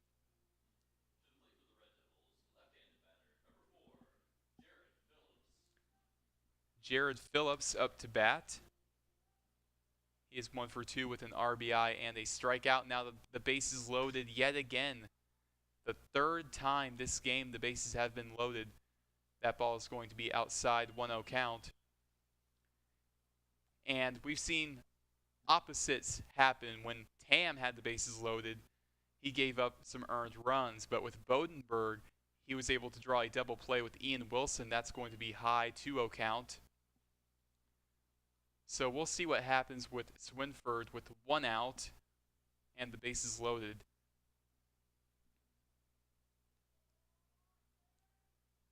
Two-0 count. That ball is swing and a miss. 2-1 count.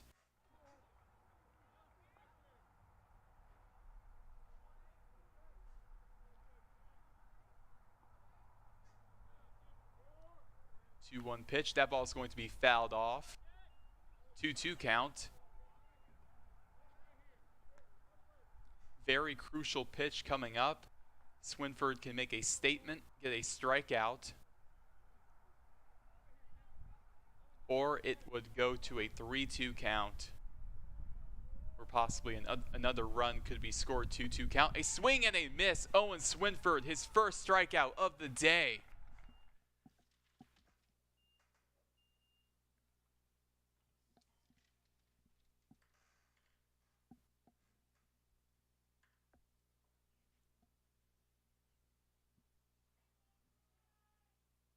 Just what Swinford needed. Now Ethan Durbin up to bat with 2 outs. The bases loaded. Can Swinford escape the jam? First pitch, that ball is going to be lifted over the head of Hibbler. And that ball is going to land despite a diving effort by Manbeck. And a run will score for Jeffersonville. An RBI double for Durbin to make it an 8-0 ball game. 3 for 3 on the day, by the way. He has been incredible.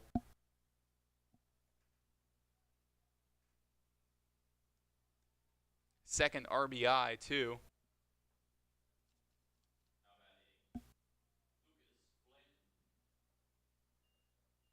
Lucas Blanton 0 for 3 on the day with a strikeout. 2 runners in scoring position. That ball is going to be right down the middle, 0-1 count. A 9-1 ball game.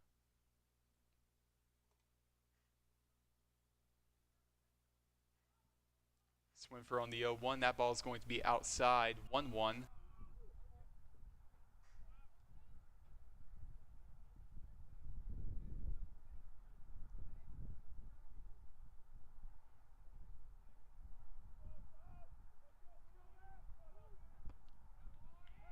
They're going to call that a strike on the outside edge. 1-2 count. Definitely a debatable call, but you kind of have to balance whether you give that to the pitcher or not. If you're an umpire, you kind of have to make that balance. And a swing and a miss. Owen Swinford with a strikeout to end the inning. A 9-1 ball game. Westfield, they're going to need quite the run support if they're going to want to make this comeback. You are watching the Westfield Sports Network.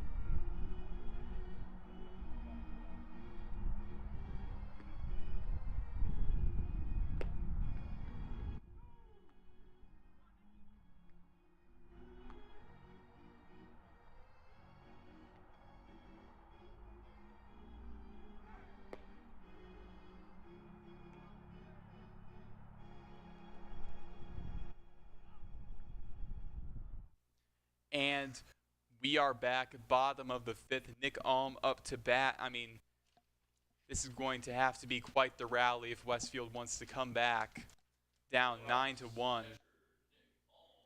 Hunter Flowers so far on the day has been great, only giving up one hit.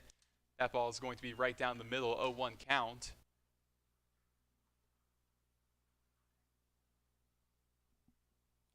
And Flowers, with the run support he's been given, he really hasn't had to do much. That ball is going to be fouled off, 0-2 count. And pitching mentally, I would say pitching, it's kind of two games. One against the opposing batter and also against yourself in your head. 0-2 pitch. That ball is going to be hit, and it is going to land. Nick Alm, a single for his first hit of the day. But back to what I was saying, when you have the run support, you know, it makes that mental mind game a lot easier. And now a pinch runner, it's going to be Alex Rudolph, pinch running for Nick Alm.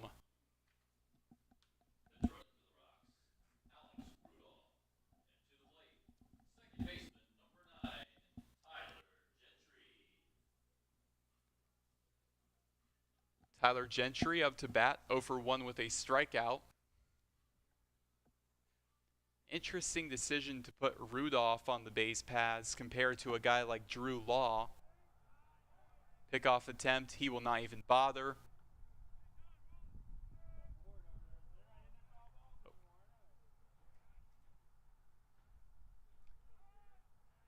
Flowers' first pitch, that ball is going to be hit into right field. And the catch will be made in right field to retire Gentry. That was Caden White. Now Ian Wilson up to bat, who was 0-for-1 on the day.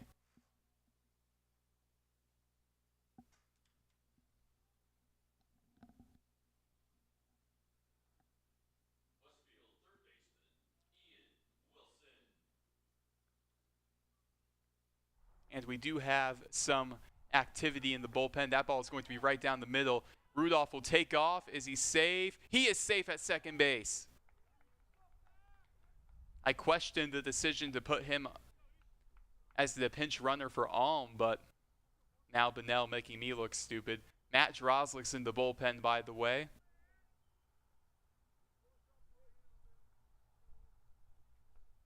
Flowers on that ball is going to be outside. 2-0 count.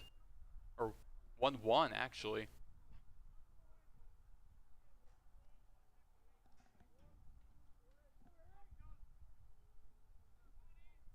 Ian Wilson looking for his 8th RBI of the season. Flowers. That pitch is going to be right down the middle, 1-2.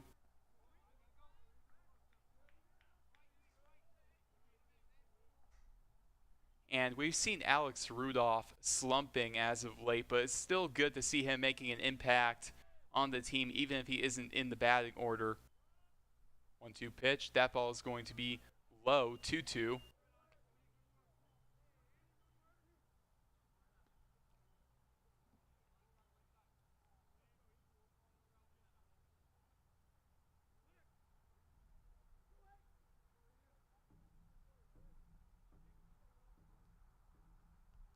Flowers on the 2-2. That ball is going to be fouled off. And talk about polar opposites of both teams today. And I'm talking specifically about pitching. It's been Hunter Flowers the entire game for Jeffersonville. And then for Westfield, we've seen Tam, Bodenberg, Swinford, and now Drozlik coming up. 2-2 pitch. That ball is going to be in the dirt, 3-2. Rudolph had a heavy lead off of second base, but he's going to run back to second after Nemi kind of scared him a bit. Even count, 1 out, man on second.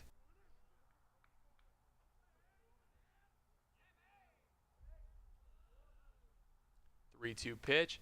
That ball is going to be grounded to third base. The throw to first is in time. But so Alex Rudolph is now at third base with 2 outs, and Caden Lindsay looking to drive him in.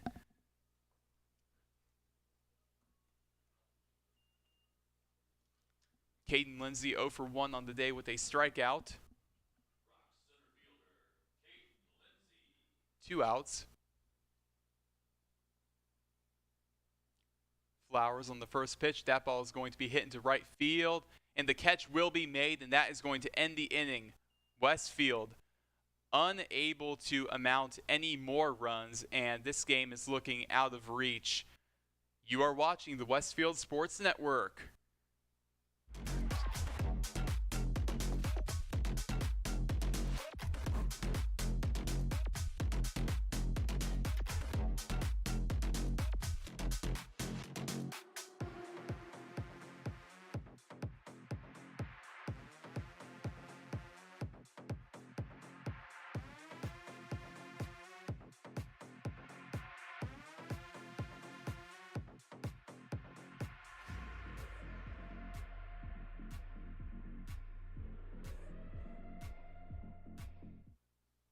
And we are back, and we have a pitching change. Like I talked about earlier, Matt Drozlik was in the bullpen, and of course he is now out to pitch.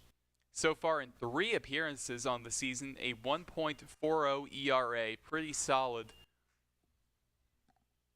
And up to bat is Dakota Pittman. So we're getting into that area of the Jeffersonville batting order where it's not good at all. I mean, we have sub 200 hitters. I mean, it's not great. This would be a perfect opportunity for Drozlik to get some momentum going for Westfield. I mean, this game is out of reach, but 8 runs, yeah, definitely out of reach.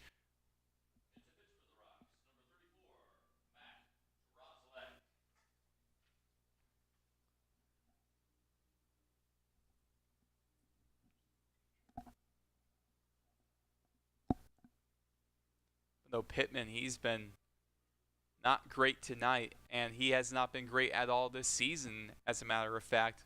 He came into this game batting 176 and now 0 for 3 with 2 strikeouts. I mean, he has not been good at all.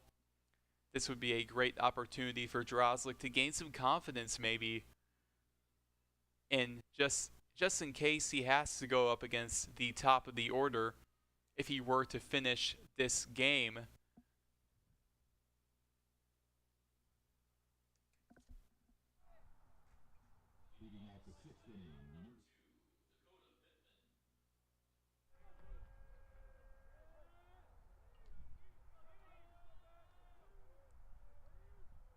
Drozlik on the first pitch. That ball is going to be grounded to Ian Wilson at third base. The throw to first is in time. Ian Wilson has been making play after play on the hot corner, and he has looked great today.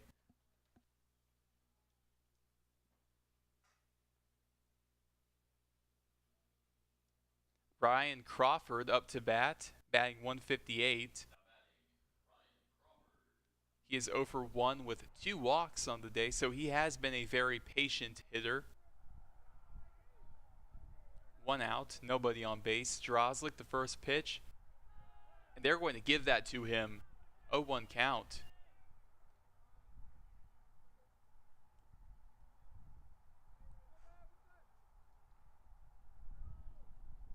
Drozlik on the 0-1.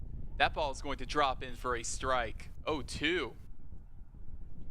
I mean, we saw some velo on the last pitch, and then we see some off speed. I mean, Drozlik's got some great stuff. We just don't get to see it very often. And he swung on and missed. Matt Drozlik with a strikeout.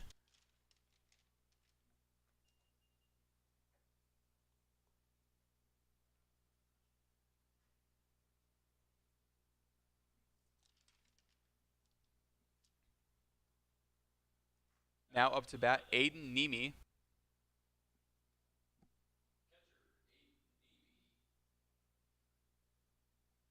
Two outs, nobody on base. Drozlik. Fastball is going to drop right into the zone. 0-1 count. I mean, Drozlik has really good velocity, but also we saw a curveball just beautifully drop into the zone. That ball is going to be fouled off. 0-2 count.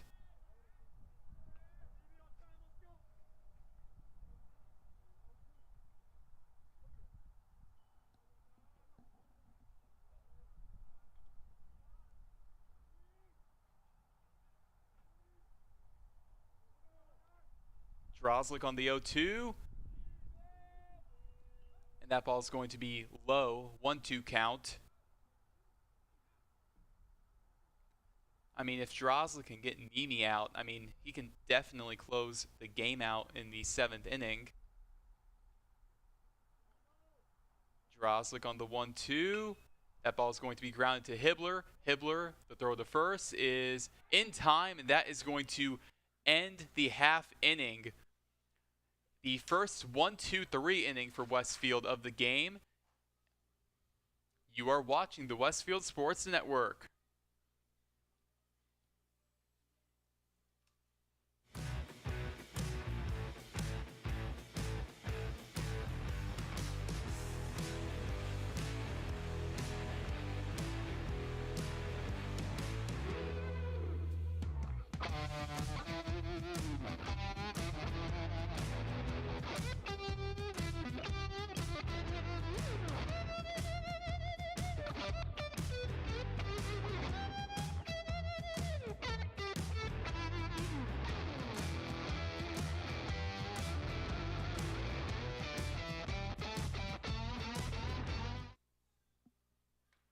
And we are back, bottom of the 6th inning. Westfield down to their final 6 outs. They are going to need to get something going at least. I mean, only 3 hits on the day.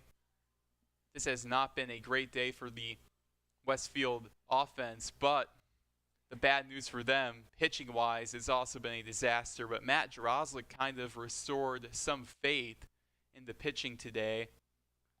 Braden Hibbler up to bat, though.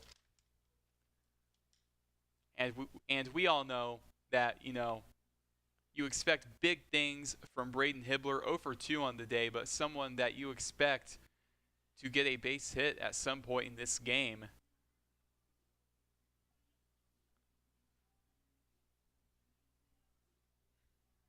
Starting off at the plate for the Rocks is shortstop number 10, Braden Hibbler.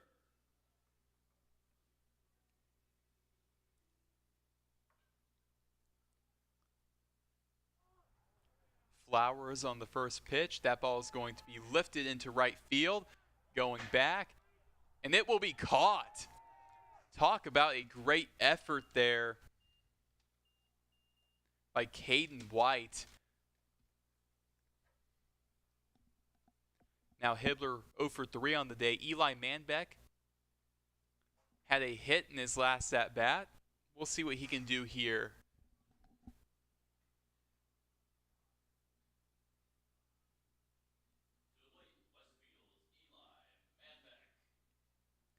Flowers on the first pitch.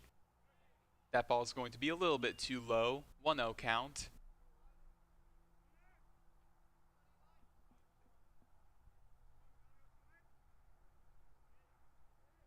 Flowers. That one right down the middle. 1-1.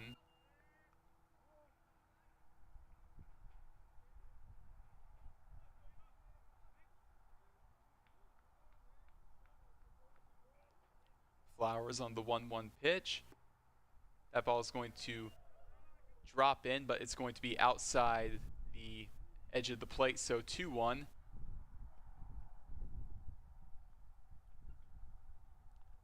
Flowers on the 2-1 pitch. That ball is going to be lifted into shallow right field, and it will be caught by Crawford. Now 2 outs. Colin Lindsay up to bat. He was hit by a pitch in his last at-bat.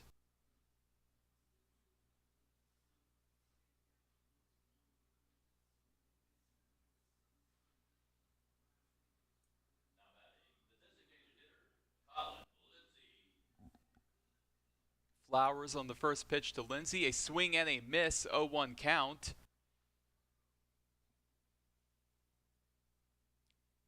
Got him on the nasty off speed. 0-1 pitch. Did he check his swing? No, he did not. 1-1 count. Kind of did a quarter swing, but either way, 1-1 count with 2 outs. Nobody on base. Flowers on the 1-1. That ball is going to be a little bit too low, so 2-1 even count.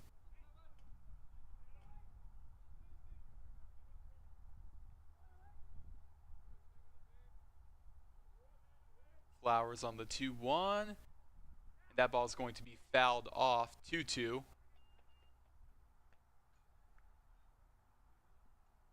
And Colin Lindsay, I mean, despite him not having a hit so far today, he has proven in the past few games that despite the slump earlier in the season, he is still a great hitter and a great piece for this team.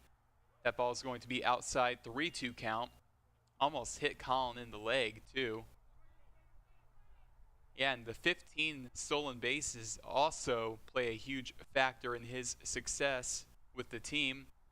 3-2 count. And Colin Lindsay is going to take a walk to first base.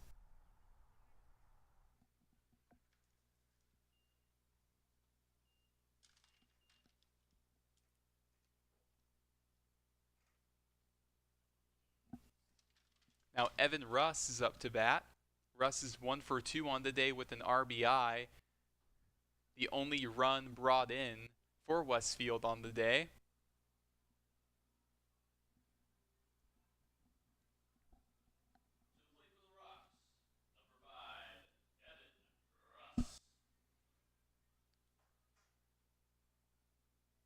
Flowers on the first pitch. That ball is going to be grounded to Durbin at third base.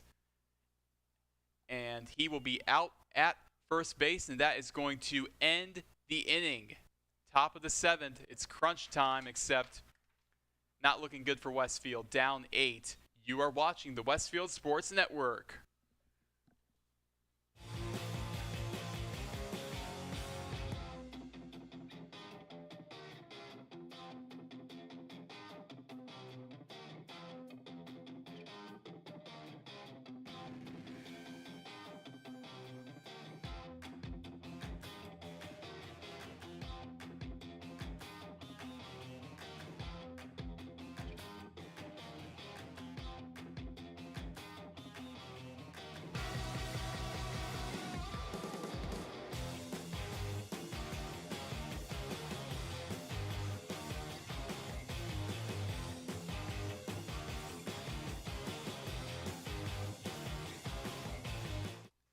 And we are back, top of the 7th. Ian Wilson pitching for Westfield. Ian Wilson, we have not seen much from him this season. 2 appearances on the year with a 3.5 ERA, and he was awarded a loss at one point in the season. His record is 0-1. I do remember in the Lawrence Central game, Westfield did have a no-hitter going, but then Ian Wilson was brought out and the no-hitter was disrupted. But we'll see what he can do. Can he hold off any more runs? We'll see what can happen. Back to the top of the order for Jeffersonville, Jaden Hart. 2 for 4 on the day with a strikeout and a triple. In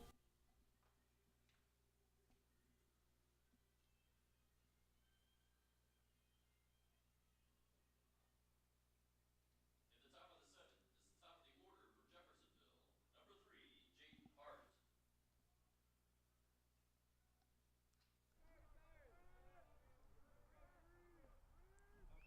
Wilson on the first pitch. That ball is going to be right down the middle, 0-1 count, or at least in the zone. So an 0-1 count, already great start for Wilson.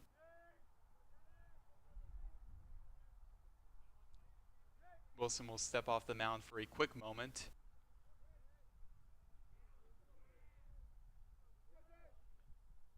A 0-1 pitch, a swing and a miss, 0-2. And something I've noticed with Jaden Hart, a very aggressive hitter. I mean, a bunch of swings and misses, but still it pays off at certain points, especially when you have a batting average above 400. 0-2 count.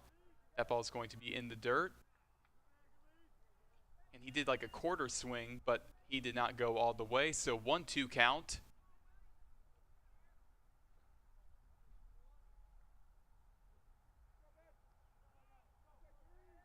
Wilson on the 1-2 pitch. That ball is going to be fouled off. Still a 1-2 count.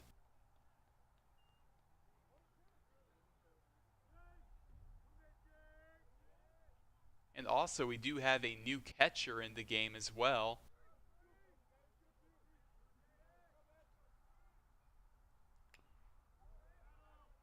And it looks like he made a little bit of contact, and that is going to save Hart because he took a heavy swing. So still a 1-2 count.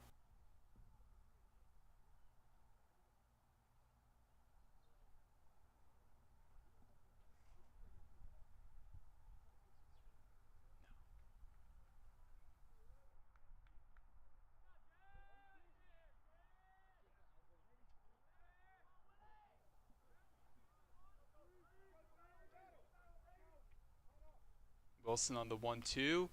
That ball is going to be fouled off. Still a 1-2 count.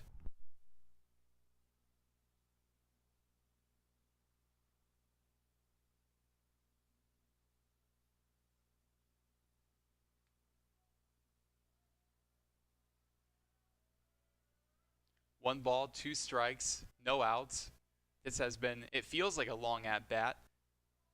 That ball is going to be in the dirt, 2-2. This feels like it's been a long at bat when in reality it really hasn't been that long.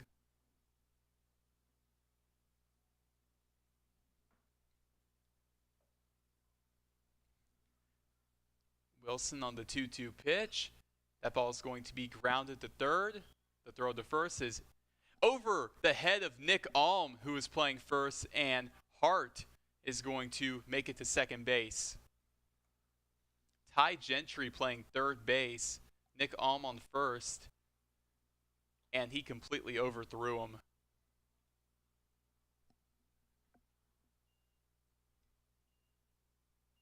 So Ty Anderson is playing second, by the way.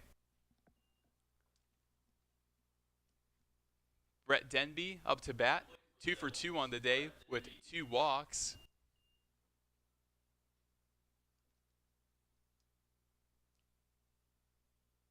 Wilson first pitch, that is going to be in the dirt, and Hart is going to take off, and he will make it to third base. So nobody out, and Ian Wilson already in a bit of a jam with a man on third, Jaden Hart. But then you have a guy like Brett Denby who has been pretty much perfect today.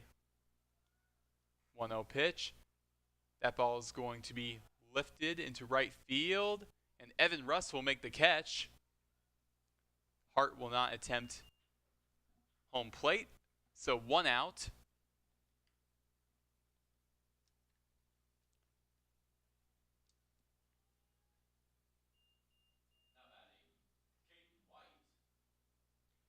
Caden White up to bat. Runner on third. He's been quite the target today. He's been hit by 2 pitches. Wilson on the first pitch. That ball is going to be dropped. So 1-0 count.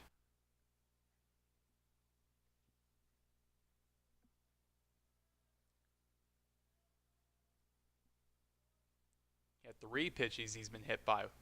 So I even underestimated myself, and that ball is going to be a little bit too high. 2-0 count.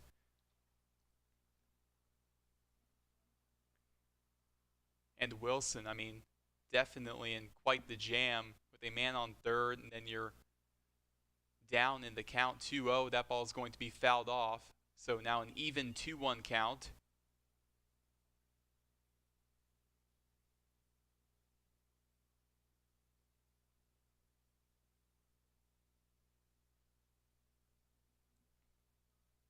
Two-one count with 1 out. That ball is going to be fouled off yet again, so a 2-2 count with 1 out.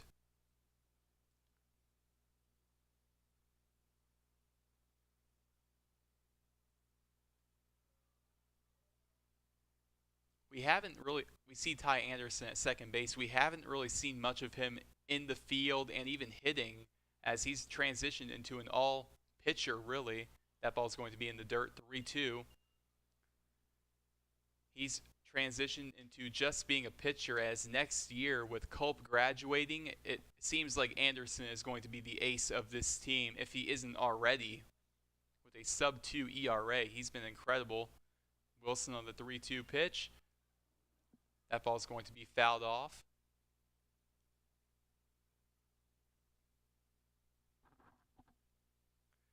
Now would be a great time to talk about the upcoming broadcasting schedule.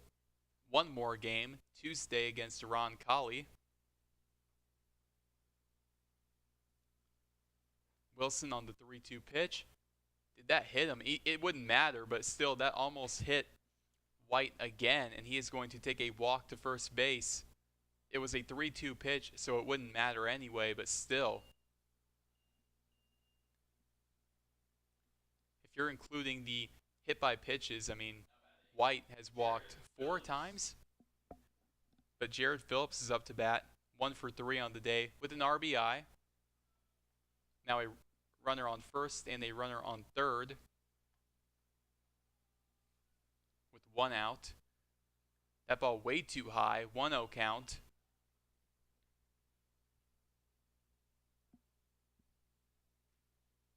Wilson with a runner on third and first. We've seen Hart steal home before earlier in this game. We'll see if he can maybe do that again. 2-0 count. I mean, that was off of an error, so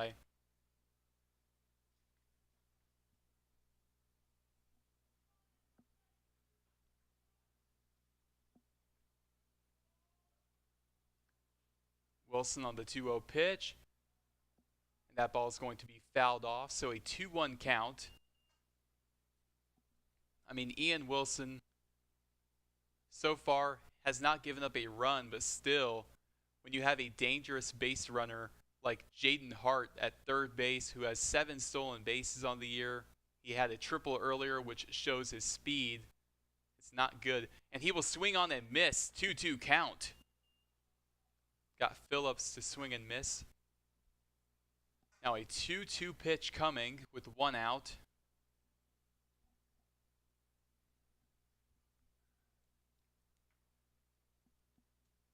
Wilson on the 2-2. And White is going to take off. And will he be safe at second? Yes, he will be safe there. So now 2 runners in scoring position for Jeffersonville on a 3-2 pitch. The bases could possibly be loaded after this pitch. Wilson on the 3-2. That ball is going to be in the dirt. So now the bases are loaded with only one out.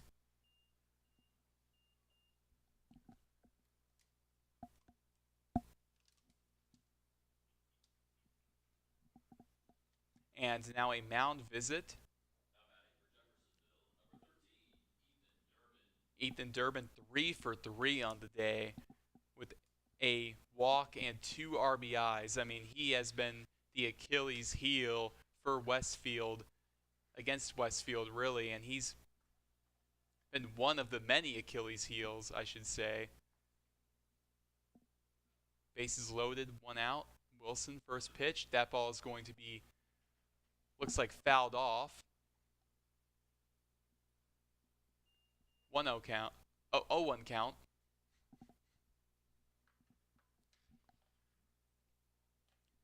But Durbin, we've seen him make a few plays at third base. He has not made an error all day. He's had a perfect game.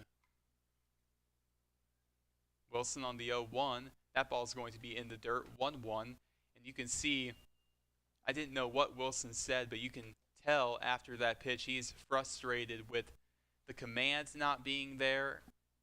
It's just not been a great outing for Wilson. 1-1 pitch.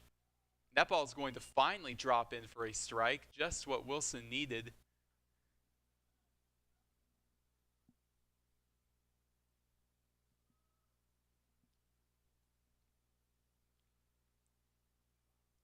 Wilson on the 1-2. That ball is going to be fouled off.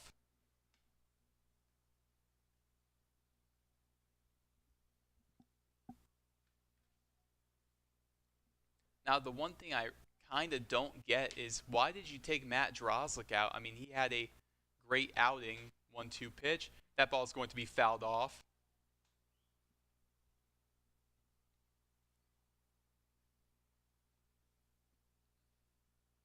So still a 1-2 count with 1 out.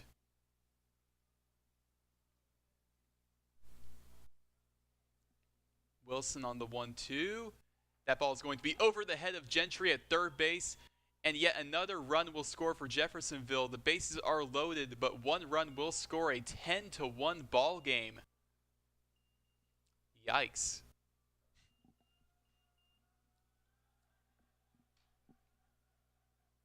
So Durbin, 4 for 4 on the day with 3 RBIs. I mean, just an absolutely perfect day for him. Now Lucas Blanton up to bat. Today has not been a good day for him, though. 0 for 4 on the day with 2 strikeouts. Now a mound visit, possibly to take out Wilson. Or will this just be a discussion?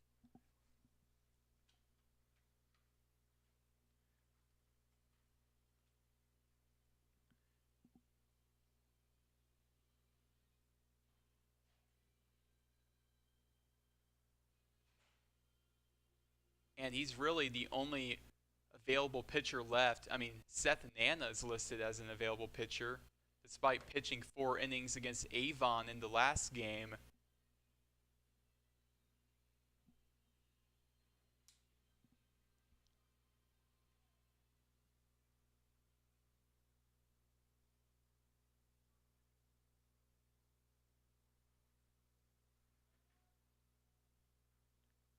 Wilson on the first pitch. That ball is going to be grounded past Hibbler, and a run will score for Jeffersonville yet again, and another run will score. 2 runs scored for Jeffersonville, and now the runners will move to second and third. Lucas Blanton, an RBI double that will bring in 2 runs. So a 12-1 ball game.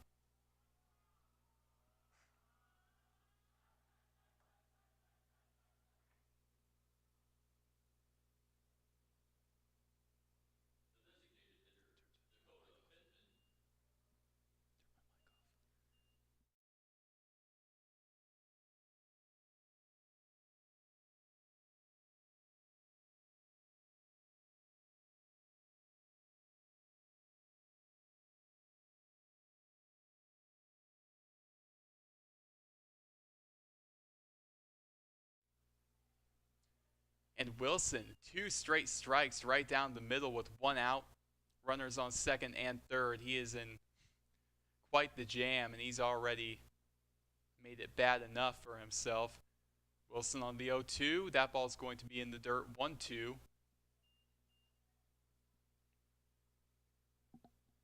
And Dakota Pittman is batting. 0 for 4 on the day. Wilson on the 1-2. A swing and a miss. Ian Wilson, a much needed strikeout. Now 2 away. 1 out away from ending this just monstrosity of an inning for Wilson. Now Ryan Crawford up to bat. That ball is going to be fouled off. 0-1 count.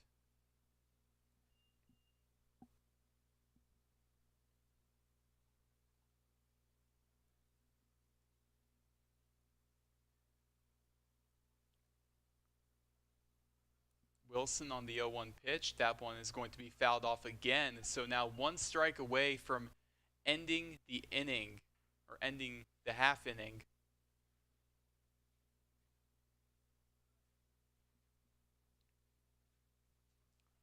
Yeah, 14 hits by Jeffersonville. This has been not great, and that ball is going to be outside. 1-2 count.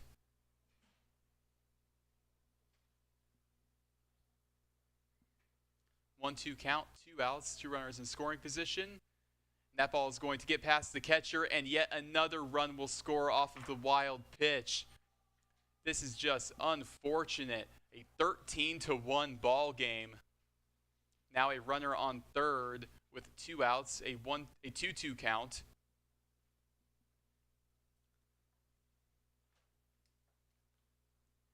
Wilson on the 2-2. That ball is going to be over the head of Hibbler, and that is going to be yet another RBI. Crawford with an RBI single, and that will make it a 15-1 ball game, I believe, or 14-1 ball game. I mean, I've lost track of the score at this point. It's been absolutely hectic. It's been terrible for Westfield and their pitching. A 14-1 ball game. Now back to Aiden Nemi.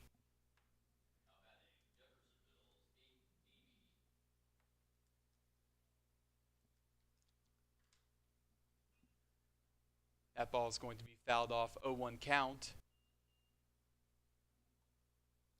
Runner on first. It's Crawford.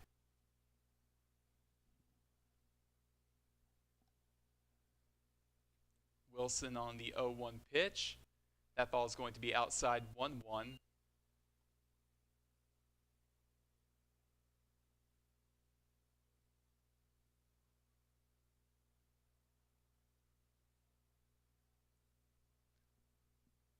Wilson on the 1-1 pitch. That ball is going to be over the head of the catcher. Yet again, another wild pitch.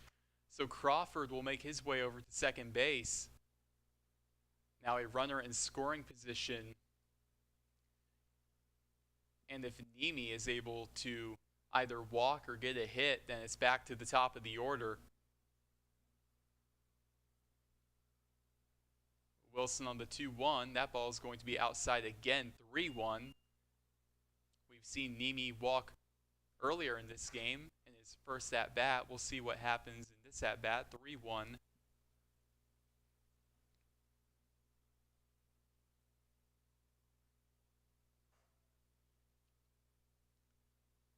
Pitch. That ball is going to be grounded to Gentry, and Gentry is going to make yet another error, but the throw to first is going to be not in time. So a runner on third and a runner on first for Jeffersonville with the top of the order coming up. And Bennell is going to come out and possibly argue the call. Or he'll go out and take Wilson out of the game or talk to him. And a pinch runner coming in for Jeffersonville as well.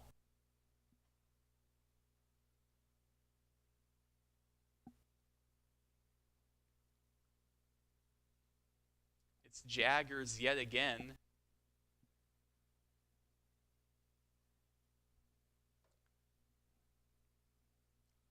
I mean, there's not much you can do if you are Benell. You do have Seth Nana as an available pitcher, but we just saw him go 4 innings against Avon, so I don't see him being a likely outcome. But back to the top of the order with Jaden Hart, 3 for 5 on the day. Runner on first, and a runner on third. Red Devils center fielder Jaden Hart.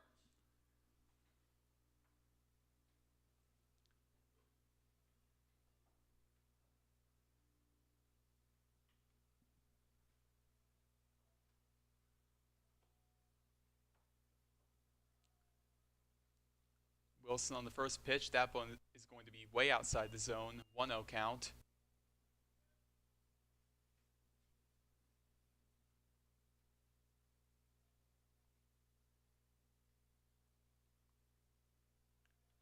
Wilson on the 1-0 pitch. That ball is going to be high and over the head of the catcher, but still none of the runners will move. 2-0 count.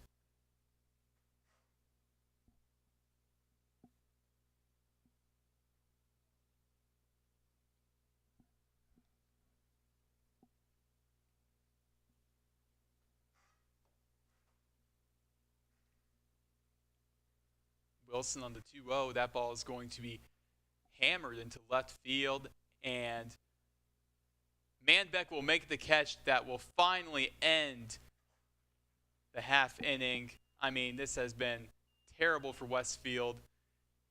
A 14-1 ball game. You are watching the Westfield Sports Network.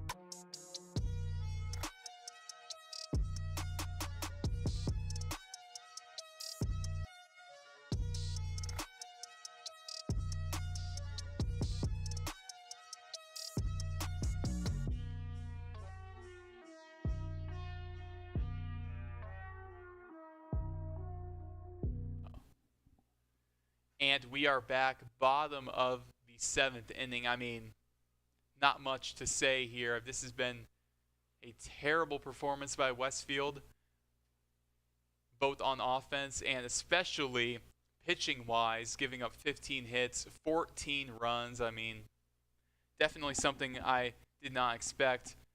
I believe my original score prediction was 9-5 Westfield win. That was probably the most off I've been with a score prediction all season.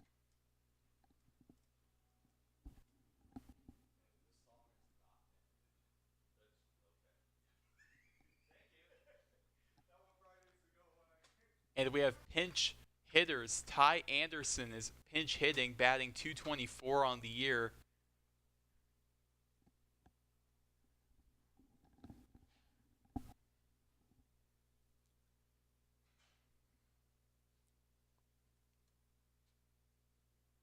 It's been quite a while since we've last seen Anderson pitch, and that one is going to be outside for Flowers.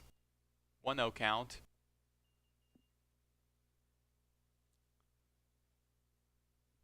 Flowers on the 1-0. That ball is going to be in the dirt and past the catcher. 2-0. I mean, I wonder what the mindset is for a guy like Ty Anderson coming up when it's a 14-1 ball game and you're pinch hitting, and he's going to be hit by a pitch, and he is going to walk to first base. Now Alex Rudolph up to bat.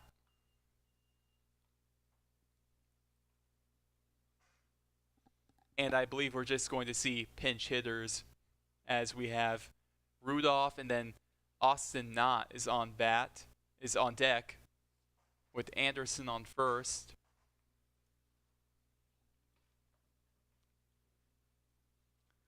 Yeah, this is where you expect to see guys like Wasterstrom, Knott. I mean, guys who don't get their opportunities as much. I mean, I think Benell has pretty much accepted defeat.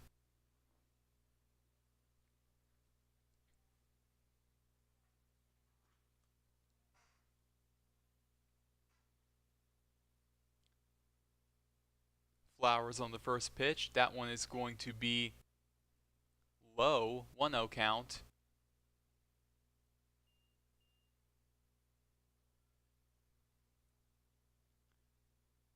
Flowers on the 1-0 pitch.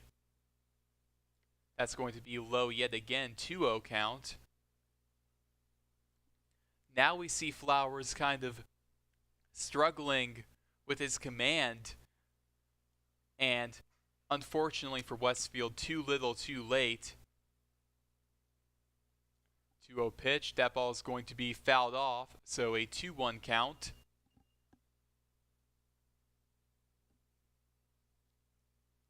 Nobody out, a man on first, that is Ty Anderson.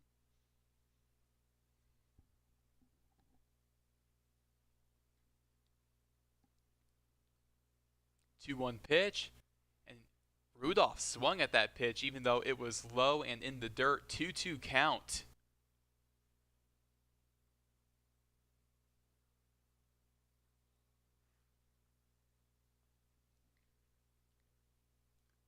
Flowers on the 2-2 pitch. That one is going to be way outside. 3-2.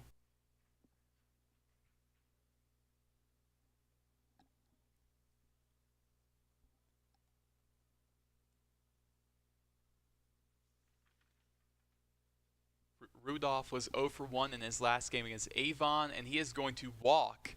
That puts Ty Anderson in scoring position with Austin Knott up to bat. We have not seen much of Austin Knott this season.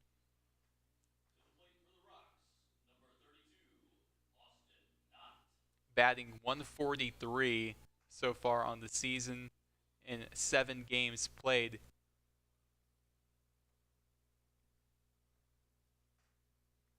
Actually also has 7 plate appearances too. That ball is going to be low, 1-0.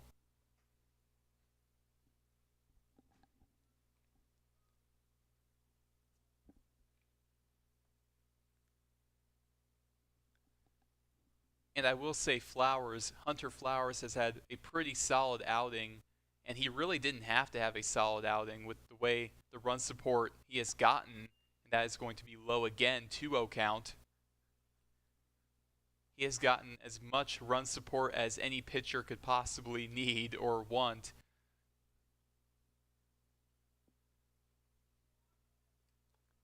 Flowers on the 2-0.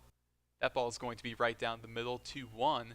And we talked about earlier with Tam having the bases loaded with nobody out. That was a pitcher's nightmare. With Hunter Flowers, this is a pitcher's dream to have this much run support. 2-1 pitch. That one's going to be low, 3-1. And with a walk, the bases would then be loaded.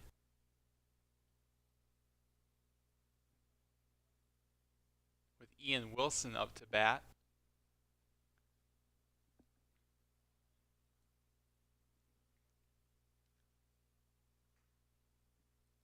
First pitch, Flowers. That one is going to be outside. And he actually made contact on that. That's the question. They're going to call it a strike, but that looked way outside the zone. Did it like hit his bat or something? That is the question. But now a 3-2 count with nobody out. Flowers on the 3-2 pitch. That's going to be in the dirt. So now the bases loaded, nobody out. Ian Wilson up to bat. And Drew Law is on deck.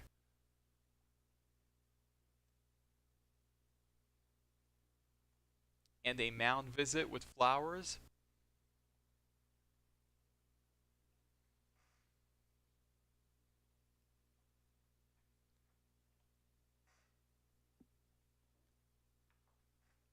And we have a new pitcher coming in for Jeffersonville, it looks like to me.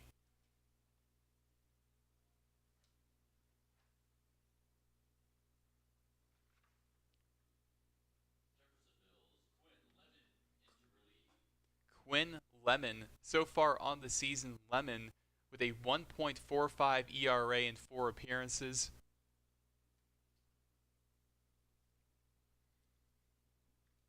So definitely the guy you want if you're Jeffersonville, despite the small sample size of 4 appearances, to close this game out.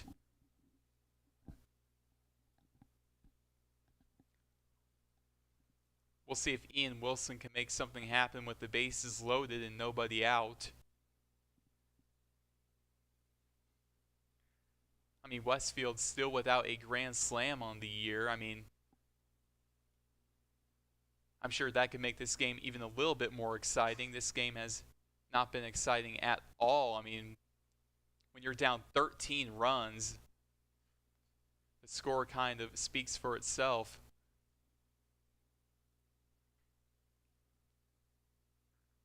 And while we go through this quick pitching change, we're going to take a quick break. You are watching the Westfield Sports Network.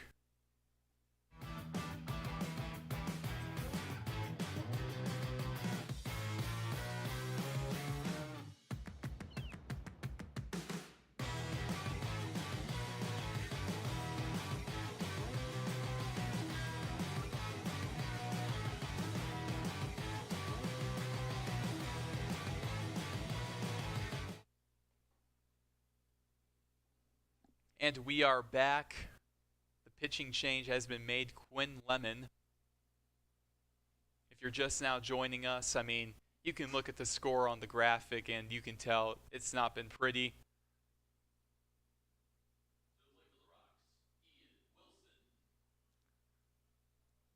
Ian Wilson, so far on the day, Wilson 0 for 3.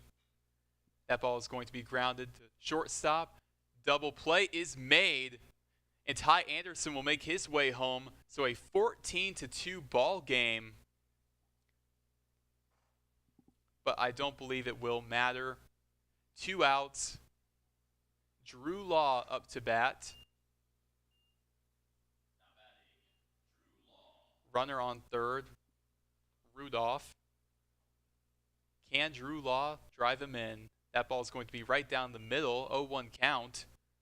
Quinn Lemon, I mean, he is getting exactly what he needs. I mean, this is basically just a warm-up for him.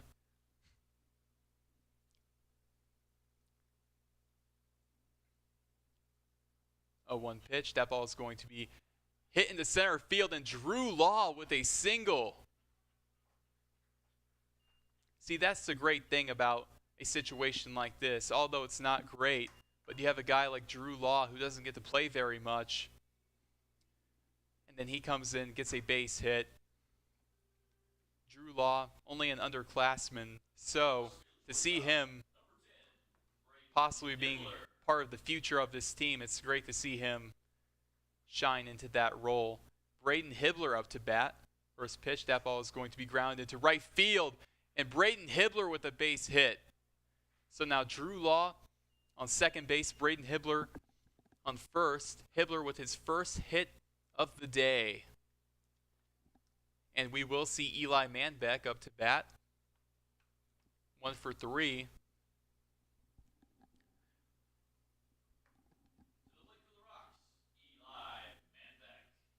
Can Manbeck drive in Law?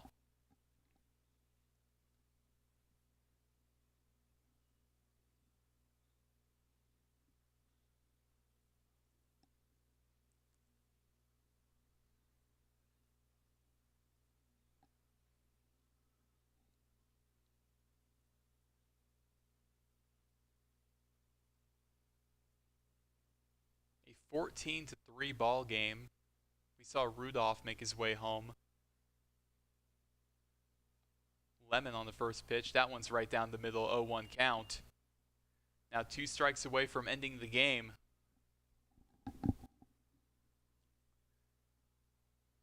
And Drew Law picking up an RBI, driving in Alex Rudolph. That ball is going to be grounded to shortstop, and an error is made. Drew Law will make his way home. A 14-4 ball game, a 10-run ball game. Brett Denby making an error. So an RBI for Manbeck, and Colin Lindsay is up to bat, looking to drive in Hibbler on second base. Manbeck on first. Hibbler on second.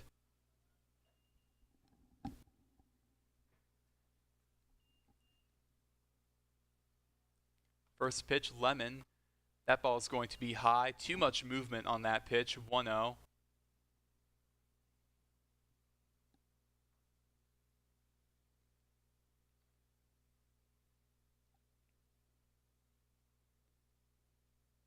Lemon on the 1-0 pitch. That one's going to be in the dirt. 2-0.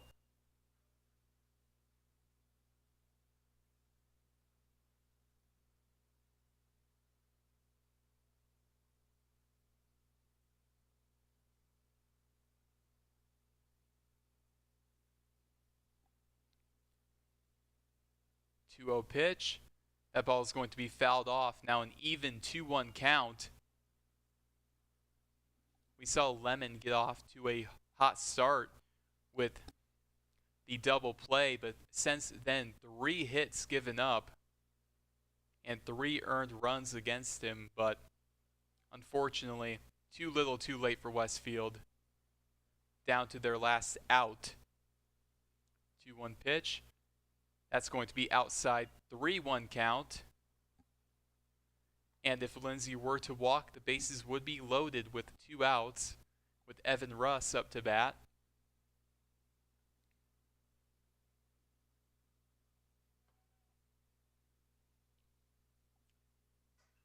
That ball is going to be hit into right field. Colin Lindsay with a base hit. Hibbler will stay at third, so the bases are loaded. Nobody scored off of that play. Evan Russ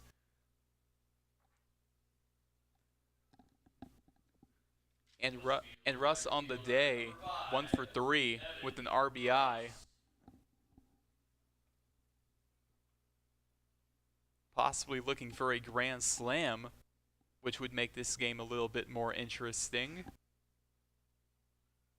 Maybe walk away with a positive in that matter. That ball is going to be grounded to Durbin. The throw to first is in time, and that is going to end the ball game. 14-4, Jeffersonville Red Devils get the win against the Westfield Shamrocks. The Westfield Shamrocks' 5-game winning streak is now over. Westfield's next game, their final home game, will be against Ron Colley on Tuesday. Evan Cummings and Aiden McNally will be giving you the call of that game. This was my last game of the season, and I would like to thank you, the viewer, for watching. Without you, there is no show. I would like to thank our producer, Alan. He has been incredible all season, and without Alan, there is no show. You can follow him on Instagram, producer.allen. It's spelled A-L-A-N. And it's been a pleasure being your play-by-play commentator this season. There will be plenty of more memories to be made next season, hopefully. It's been a pleasure, and have a good afternoon, Westfield.